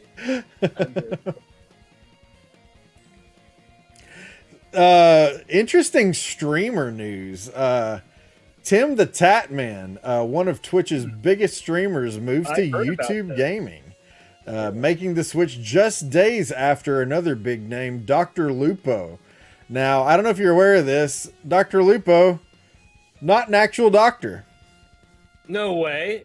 Wait, Dr. Disrespect is an actual doctor, though. No, he's not. I was so upset when I found out. Yeah. They're like Dr. Pepper, you know. It's like this two-time champion back-to-back is not a licensed medical professional. Sadly, no. It's like hashtag scam alert, people. But damn, God, you think you know somebody? Yeah, you trust them, you watch their content, you try to support them, and then you get news like this. So, and then they don't tell you when they make affiliate. Hopefully, Tim they don't tell you when they make affiliate, right? Hopefully Tim the Tatman actually has tattoos. Boy, if he didn't have tattoos, boy, what would you say about that? Sheesh. But yeah, Tim, one of the most, the Tatman Betar. I don't know. One of the most popular streamers on Twitch is leaving to stream exclusively on YouTube gaming. Go with Betar. His move comes just days after Dr. Lupo. His first stream will take place tomorrow. There was a lot of hubbub about this today. Just kind of along the same timeline as Dr. Disrespect suing Twitch. That's what I was about to mention too, actually. So I'm glad you brought that up. Yeah, Dr. Disrespect saw some clips of him recently saying that he knows why Twitch let him go, and he's apparently going to sue the hell out of him, I think is what he said, or something. Yeah, to because that effect, like lost wages and stuff. Yeah. So that'll be interesting to see. I'm like super interested to see how that plans out, because I love the doc, and like I would love to see, because never really did find out why. Yeah. So obviously they come to light with this going on. So I'm like, I've got my Mr. Burns like excellent hands going. I would love to know what actually happened there, because that is some weird, wild stuff that went on with the doc. But and Dr. Disrespect, shut your mouth. Archie, shut your mouth. Wait, what is Dr. Disrespect needs to just disappear. This is the thing, like him or lump him, Dr. Disrespect, one heck of an entertainer, man. I love him. Yeah, it's it's not my brand of content really, but I'll tell you, man, I watch his stuff and it's like, oh dude, this guy's so freaking good.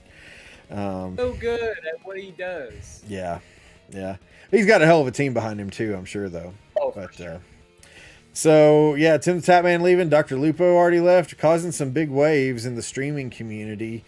I know, what was it, several months ago now, I think, since Alpha Gaming announced his move away from Twitch to YouTube gaming, or to YouTube, I guess, not necessarily YouTube gaming, but oddly I've seen him stream a couple times on YouTube recently, but on Twitch recently, but it's kind of the big thing for a lot of folks to start looking at YouTube, which, like we talked about before, every platform has its weaknesses and YouTube has more than its fair share. But what do you think? Quick, before I sounded too aggressive there, I know Art in real life, so I can tell him that. I work with him, so I don't want people to think I'm just yelling at viewers because their opinion is different than mine. I just like telling Art that he can leave. There you Carry on. No, I liked you being aggressive for a minute there. That's too bad you had to go and ruin it. I'm sorry, I can't win. It's that 7% ABV over there that's got him going. The dock, man. I gotta defend the dock. Defend the dock. Have to. So, any thoughts on these big name streamers ditching one platform for another? Now, this might sound crazy, and this isn't really anything that I think is actually behind it or whatnot, but say you're like an established like top streamer, and you've been on the same platform for a really long time, and you know, you're like, what could be something that could really like, bam, make me like even more relevant than I already am. Like, man, a platform switch is pretty big news, especially for a big time streamer, you know? Like, that's gonna generate a bunch of hype and news and press and stuff like that.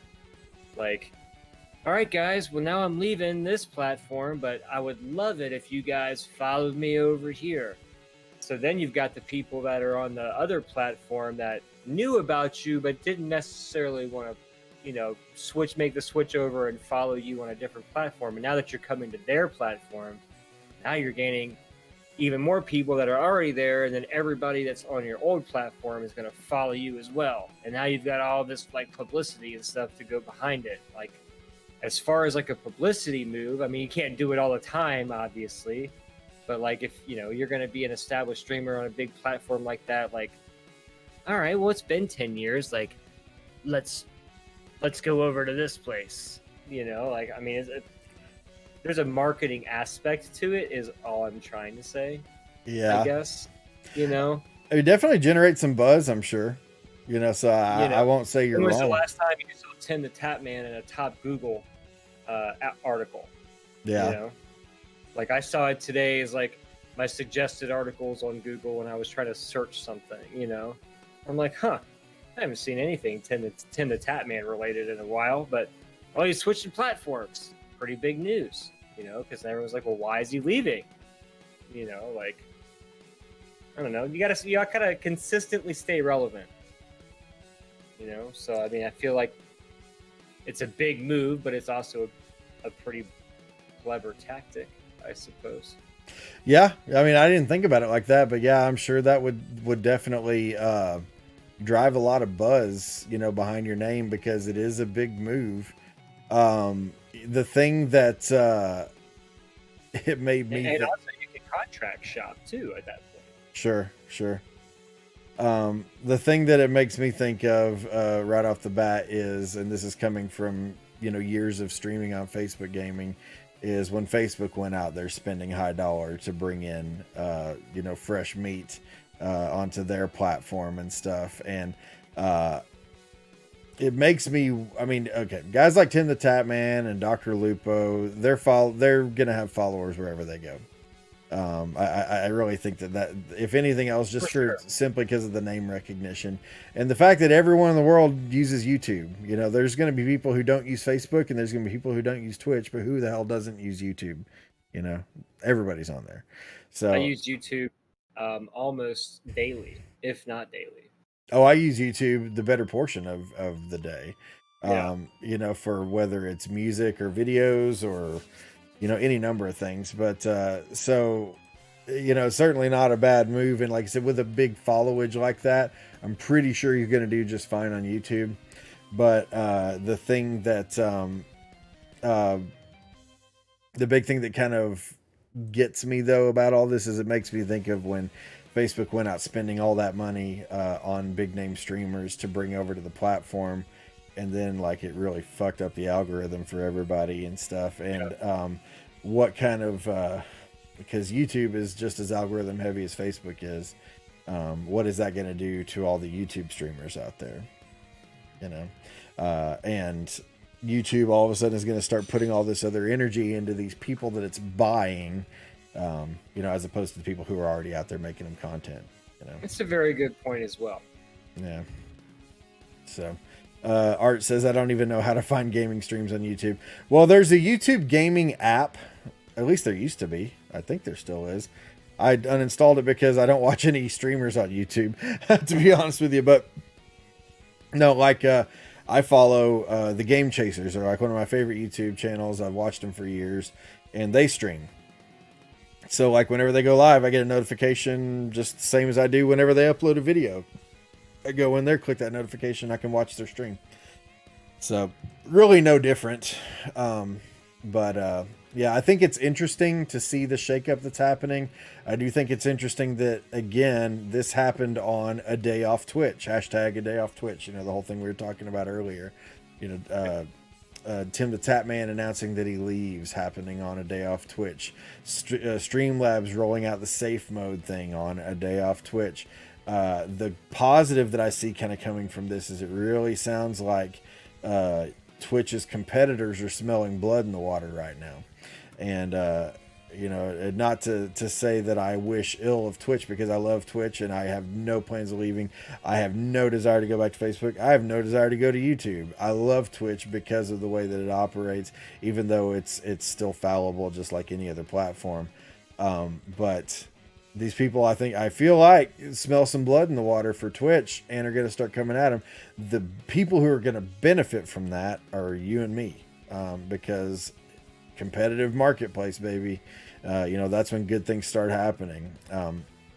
If Twitch has been in this ivory tower of streaming for a long, long time, and rightfully so, because they've got such a solid platform. But on the flip side of that, if that position starts to get threatened, I think it's going to only help the streaming marketplace as a whole, not just Twitch streamers, but YouTube streamers, Facebook streamers, all that. You want competition. You want competition.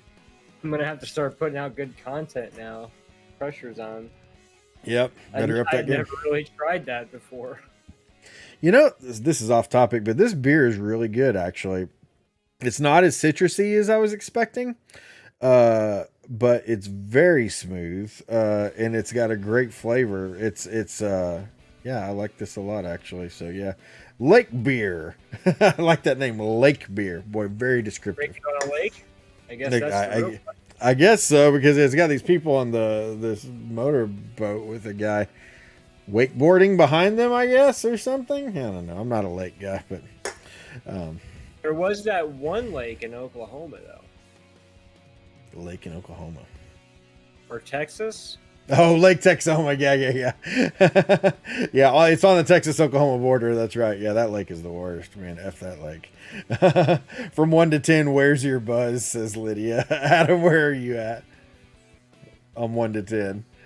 I would say I'm a 4. You're a 4? 4.5. Yeah, I think I'm right around there, too. I'm on the lower end. I had a drink before we started, actually, so this is not my second or even my third drink. But yeah, I'm not like ready to show a nipple or anything, if that's what you're asking. Yeah, I'm not slurring my speech, and I'm not coming out with strong opinions on anything or telling everybody how much I love them or anything. But I feel a little bit buzzy here, a little bit of buzzy buzz, drinking out of my shitty streams. I'm trying to corner the market on this. Hey, get off my territory, Art. Oh my gosh. Okay, I thought this was pretty fun. Is that a Cuphead cup, by the way? Yeah, it's Mugman, but yeah, it's a Cuphead cup. Did you just actually mean? Did actually? Well, you were wrong, so what should I have said? I love this. Adam Sandler says Netflix asked him to rewrite his new movie, so it wasn't set in China because the company doesn't do business there. And then I love this picture of Adam Sandler. Adam Sandler's another one who doesn't really seem to age either, right? I mean, he ages some, but I mean, I feel like he's aged pretty well. Adam Sandler said Netflix asked him to move his film setting from China to Spain. According to Sandler, the request was made because Netflix is unavailable in China. And then I love this quote from him. Somehow, Netflix is not in China, he said. So I really don't have a whole lot to say about this article other than the fact that apparently Adam Sandler is not familiar with China as a communist nation. He's like, apparently there's no Netflix there. It's like, no shit, there's no Netflix there, man. It's freaking communist China, man. There's no Netflix there. Yes, of course there's no Netflix there.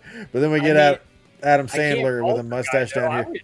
Yes, I would think that they would have Netflix in China, I suppose. Shoot, I don't even think they have video games in China. No way. Or at least there was a point in time where they didn't have video games. Maybe there are now. It is 2021. But yeah, China doesn't have everything you and I have just because they don't have freedom like you and I have. But I mean, that's this true, isn't any kind of social commentary here. I'm just saying it's a fact. I can't really shit on Adam Sandler because I guess I would have thought the same thing.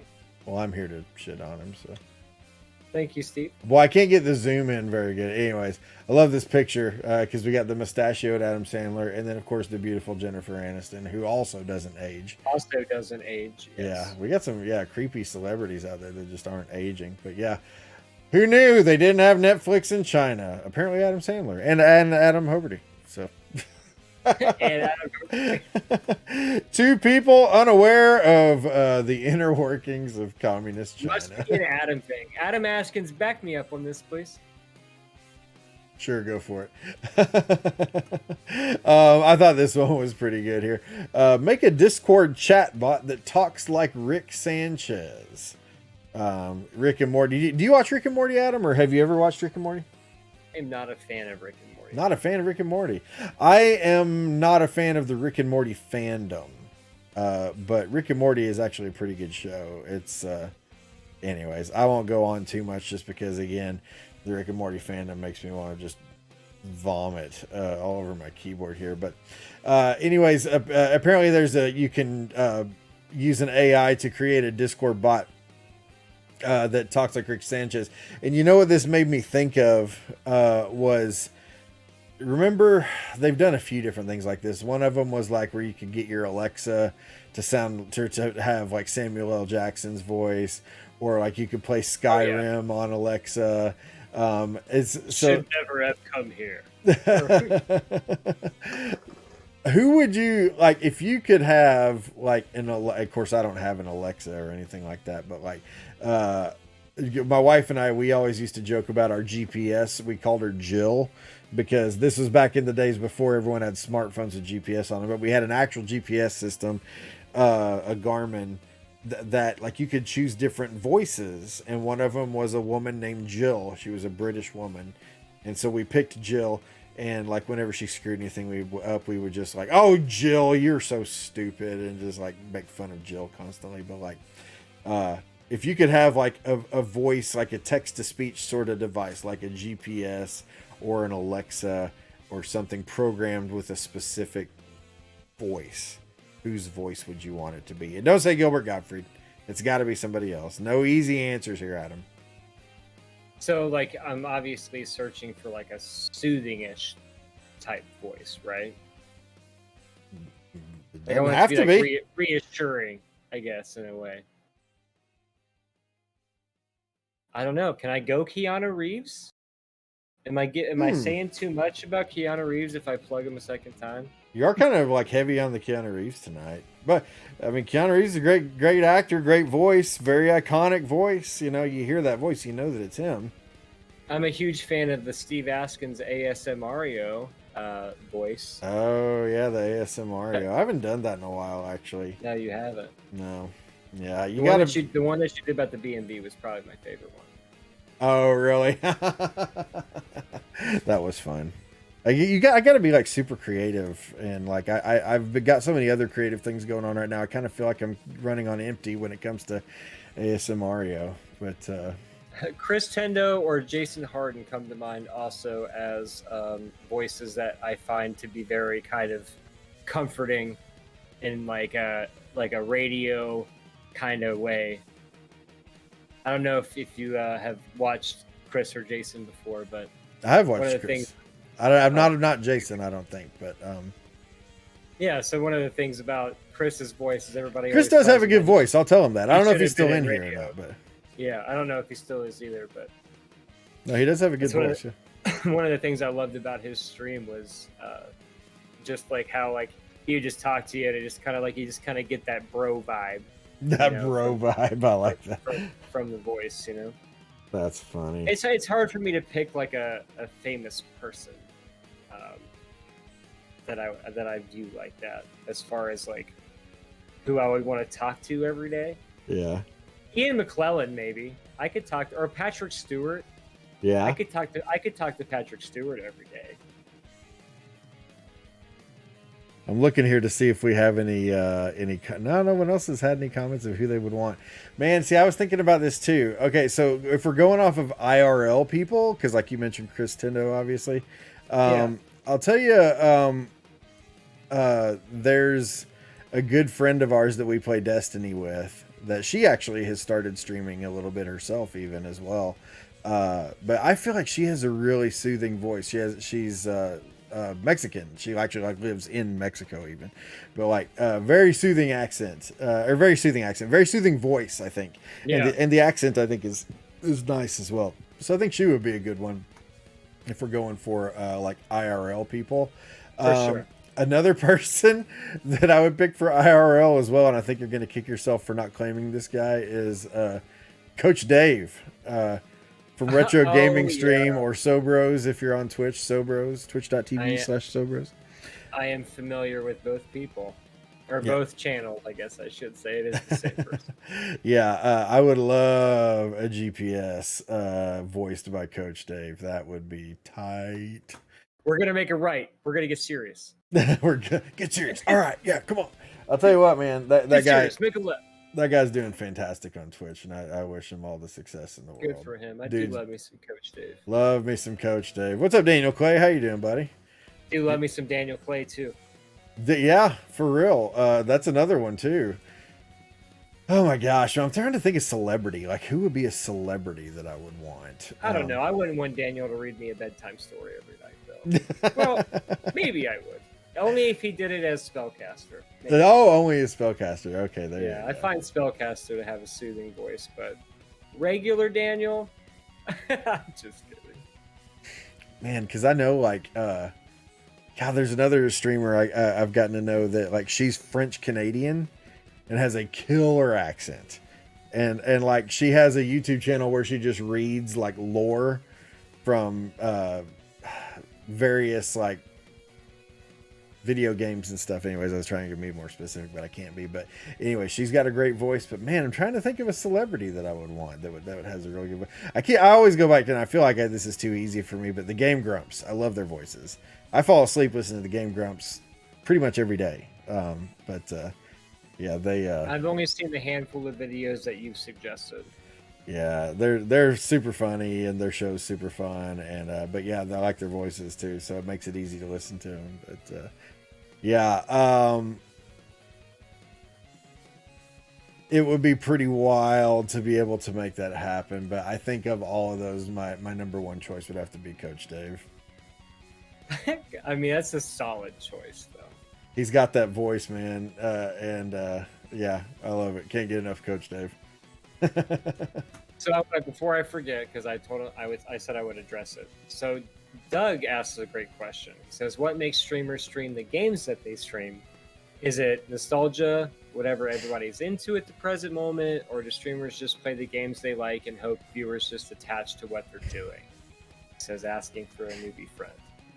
So I think the best way to answer that question is how do you approach games that you stream? What part of those factors play into it for you, or do any of those matter to you? So you're asking me?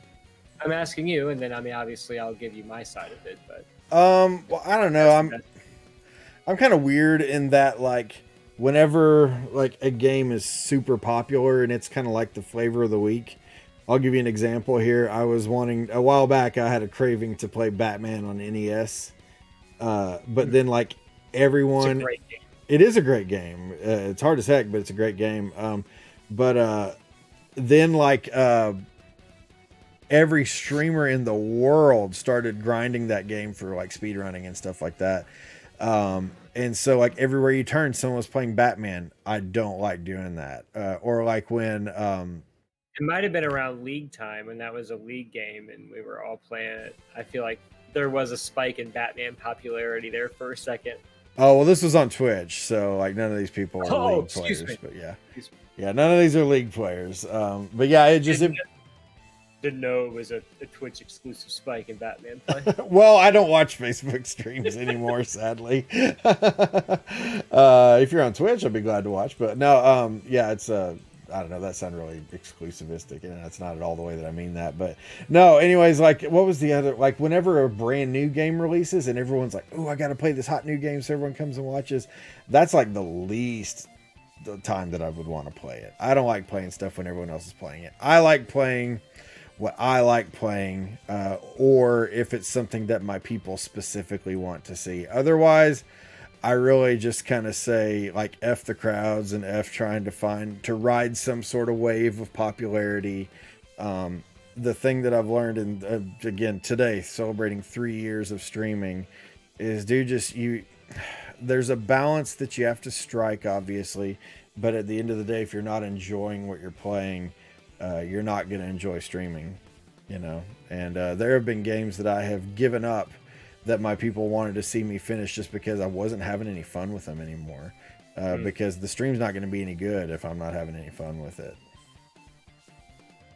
But again, I'm a personality streamer. I'm not some, professional gamer or anything like that. I mean, I respect that, and I feel a lot. I agree with a lot of what you said. I don't know if I've ever played a game that I didn't want to stream, per se, but I will tell you that game selection is like probably the number one source of anxiety for me as a streamer. Yeah. It's hard for me to grasp onto the idea of just play what you like to play, and people won't care. I don't know if I've ever really reached that level of like okay with it. You know what I mean? Like, yeah, I talk myself out of games all the time on what to play, and sometimes I've almost sabotaged myself by like just panicking and landing on a game that I've never played, and then like I'm 20 minutes into it and I'm like, I don't know how to play this game, or whatever, and it ends up kind of backfiring on me. I don't know, I guess the more that I keep streaming, the more I kind of just gravitate towards retro stuff, because it is kind of what I know, and if I'm not familiar with the game, it's not going to take me like forever to kind of really get the grasp of it, I suppose. But I don't know, I guess I don't really have a clear-cut answer as my approach to choosing games, because I don't really have one. I just shoot from the hip, and sometimes it works out, sometimes it doesn't. I don't know. Well, it's weird. I still don't have RE7 Deluxe Edition out of the package, and I pre-ordered it, but I didn't want to play it because when it came out, everybody else was playing it, as we discussed before, and then that threshold passed, and then I was like, well, now everybody's seen it, now nobody wants to watch it. So then I just let it go, and I still don't have I still have not played it. So that was a victim of game selection of popularity, I guess, is a point there. Well, and that's another thing too, is you have to take into account your platform as well, because there is no algorithm on Twitch, and that's probably my favorite thing about the platform, is I can play whatever the hell I want at any given time, and I'm not going to get crucified for it by my platform. That's a good point too. And that's one of the things that like rejuvenated me so much when I got to Twitch, is I was like, you know what? If I just want to grind Super Ghouls and Ghosts for 2 weeks in a row, I can do that. And I did. I did. And then I was like, if I want to learn how to do deathless runs of Zelda 2 and play Zelda 2 every freaking day, I can do that. And you know what? I did. And I can just play whatever the heck I want. Now, that being said, Facebook and YouTube are both algorithm-based platforms, to where if you do stuff like that, it's not always necessarily going to work out favorably for you. I picked games very similarly when I was on Facebook, and I'll tell you, it never really panned out that well for me. Like me and Adam were joking about earlier. Yeah, I never got supporters or anything like that. And I grew and I had a lot of followers and stuff like that, but the algorithm shit on me constantly. But I would rather play the stuff that I enjoy and that I feel like I can put on a good show and make good content with, than to play something that the algorithm is going to bless just because it cares about that. Back when I was still on Facebook, it was like Super Mario Brothers. Like if you played Super Mario Brothers like every day, you would be blessed beyond all measure. And the truth is, right, I just can't do that. Right. you got to kind of decide what it is you want to get out of this. You know, whether you want to try to grow a huge page, which if you're on Facebook or YouTube means you're going to have to study what's hitting with the algorithm and be really mindful of your metrics. Or like for me on Twitch, I just play whatever the heck I want, and people show up because I put on a good show. And I know that by doing what I'm doing, I'm going to put on the best show possible, and it's paid off for me. You know, I mean, I'm not Dr. Awesome. Lupo or Tim the Tap Man leaving for YouTube because they're offering me boatloads of money, but I'm steadily growing month over month. I just hit 600 followers this last weekend, which for Switch is pretty big. I mean, not big, but it's a big deal. 600 followers is good for Twitch.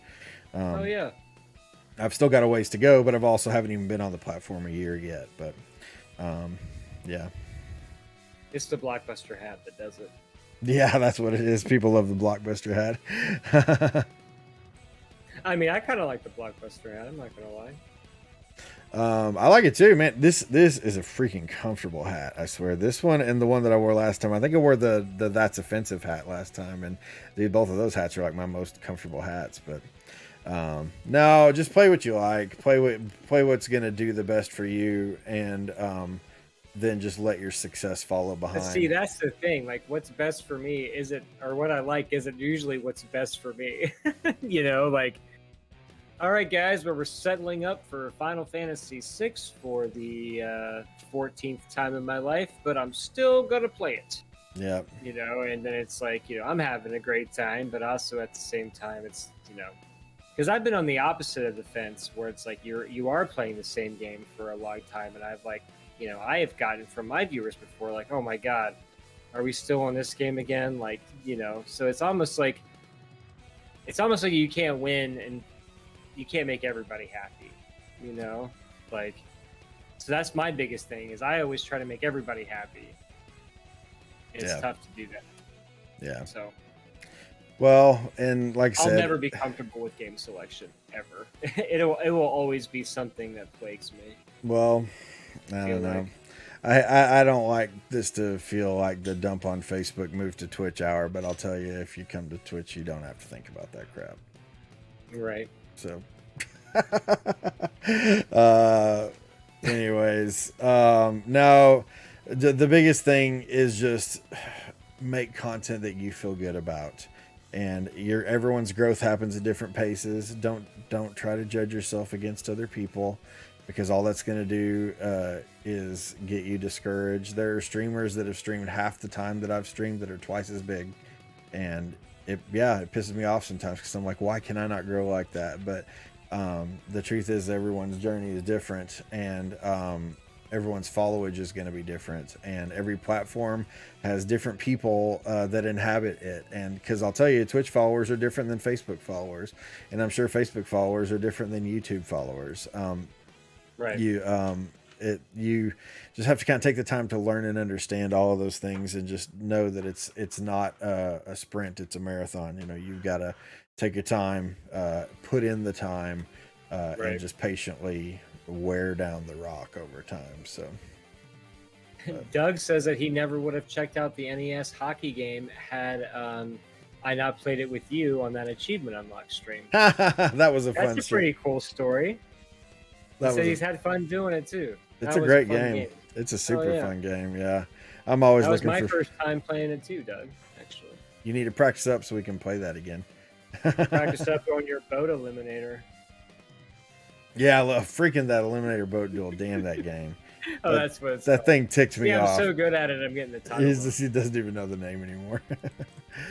And he also says it seems like smaller streamers don't get a fair shot because bigger ones play what's hot at the moment. Is that a fair assessment? On Facebook, yes. Yeah, I mean, you have to. No, we were playing ice hockey for NES, JC. No, I mean, it depends on what you're playing, because even on Twitch, just the same as Facebook, like retro, like I play retro games. You inhabit kind of your own separate little corner of the market or whatever, or your own corner of the platform. And the people who watch that sort of content are not the same people who are going to go and watch who's big on Facebook, King Gothalion or Kingslayer or, you know, whatever. Those people are all going to go there to watch different things. So the people who come to watch you are going to come for different reasons. And I think it's the important thing is, boy, we could go into like a whole sort of stream doctor kind of segment, but like, maybe we should talk about that some other time. But I wish I was good enough at one game that people would want to choose to watch me play it over other people that are good at the game. Because I don't have any games like that. Yeah. Well, I'm the same way, man. There's nothing I can claim that I'm that good at. But I don't. But again, it would be cool to be that good, though. Oh, true, for sure. Well, and I think this kind of plays into what I was saying a second ago, though, is that like the people who come to your stream are going to come there for what you offer. The people who come and stay, rather. So what you've got to understand is like what kind of content are you creating, and how do you want that content to be enjoyed by your people. And there was a point where I realized I'm not a professional gamer. I'm not gonna like come in and just absolutely wreck, you know, games one after the other. I'm not Willie Will Greenslade and just going to be able to destroy games like nobody's business. I know, that's right. It's like save some for the rest of us, Will. But please, but I'll be Daniel Clay. God damn it! Right? Yeah, Daniel Clay, Will. Those are some top tier gamers in my opinion. But people who come to my streams aren't coming for that. They're coming for what I offer, and it's going to be different. So and this will take you some time to figure out. But what are you going to offer? You know, how are you going to make your stream for the people who come to your stream? You know, what is your deal? For me, it's humor, it's spontaneity, it's fun times, and that's what dating content. Do what? I said I offer quality, top tier bird dating content. Bird dating. Yeah, I played a pigeon simulator. Oh, nice. It went over really well. You know what I watched someone play recently on stream was Bum Simulator. Have you heard of this? Bum Simulator? Bum Simulator. Yeah, like you're a bum living on the street, and like you go and you scrounge for stuff and try to sell it at the pawn shop to get some money. You beat up other bums that are encroaching on your territory or whatever. It's wild, but that could be mildly offensive. Yeah, that's kind of what I thought. That's why I watched the stream. Is I'm like, I want to see where this goes, and it was wild. So yeah, Bum Simulator. At some point I may check that out if it goes on sale. We'll see, but. Yeah, so the premise of the bird dating game, just super quick, was that you were a teenage Japanese girl. It was like a visual novel. Is this Hatoful Boyfriend? Novels? It is. Oh, wow. See, I know what you're talking about. Yeah, and you go to an institute of higher learning where all of the people are personified as pigeons. Mm-hmm. So you're like a human being trying to date pigeons. Yeah, I'm familiar. So you played that. That's awesome, man. Sure did. And it was a great time, you know, because obviously didn't take it seriously at all. There was like voice acting for all of the pigeons, and I mean it was its own thing. But like I like doing stuff like that because it's like I guess I just feel like I'm more like chat interactive and bullshitting versus that I am like constantly like, all right guys, here we go. I mean, I do that in achievement unlock, but I guess the break in the monotony for me is to play stupid ass stuff like dating birds. Yeah, you're not going to be speed running a pigeon game yet. Yeah, right. I dated all the pigeons. Yeah. No way, bro. He scored with all the pigeons in 20 minutes. All these pigeon hoes come running. All these pigeon hoes come running. Oh my gosh. Yeah, it was a good, unique experience, but I feel like it takes a certain person to stream a game like that and not make it miserable. Yeah. You know, I'm not trying to toot my own horn or anything, but we were just going back into like what kind of content you think that you provide. And I think that's kind of where I'm at with it. Is like I can take a stupid game like that and at least make it funny. You know, sure. Yeah. No, yeah, I totally get where you're coming from there. And that's the thing, is finding the stuff that's going to let you do what you do well and make a fun and entertaining show for people. And the people who get it are going to get it, and the people who don't won't. You know, but if they don't get it, they're not the people you want. Probably not going to see a lot of growth though from streaming Hodaful Boyfriend all the time. Probably not. Well, I don't know. Probably I mean, I assume there's like people who are like specifically interested in that kind of game, but there's a niche for everyone, and I think it's just kind of figuring out what that is for you. So, Adam, I gotta pee something fierce. These beers are like banging on the walls of my bladder. Okay. But I had a fun time, man. What a description. Yeah, they're like, let me out. Well, this is where we leave you guys. This is where we leave you. Yeah, I didn't mean to like cut it off or anything there, but I'm just like, oh, good Lord, I have to pee so bad. Oh, you're good. I get it. One more time, I'm going to drop the link to the YouTube page here in the chat so you guys can give us a follow over there if you would. If you would like to watch old episodes of the Beer Clock podcast, or what should I say, previous episodes, not old episodes, but the previous episodes, we don't have them all uploaded yet, but we have several of them uploaded, and we're going to get them all uploaded eventually here. So go check us out over there or on any podcasting platform. So yeah, there you go. And thank you all of you guys who are still here. We've got 4 lovely viewers, JC and Doug, of course. Thank you for the conversation. I'm trying to think of anybody else. Lydia, she might be here. She might be asleep. Not quite sure. But to everybody that came by, if you're still here, we love you. If you came, even for a small amount of time is priceless. Thank you guys so much for being here and making it a great conversational piece. Steve and I have a great time. We hope you do. That's all I got. Steve, go pee. No, I appreciate it. Same. Thanks for all the followers. I know some of you guys said that you followed on YouTube or on Twitch. Really, really appreciate that. Hopefully we'll see you guys soon. And me and Adam will be back next time. See you guys. See you guys.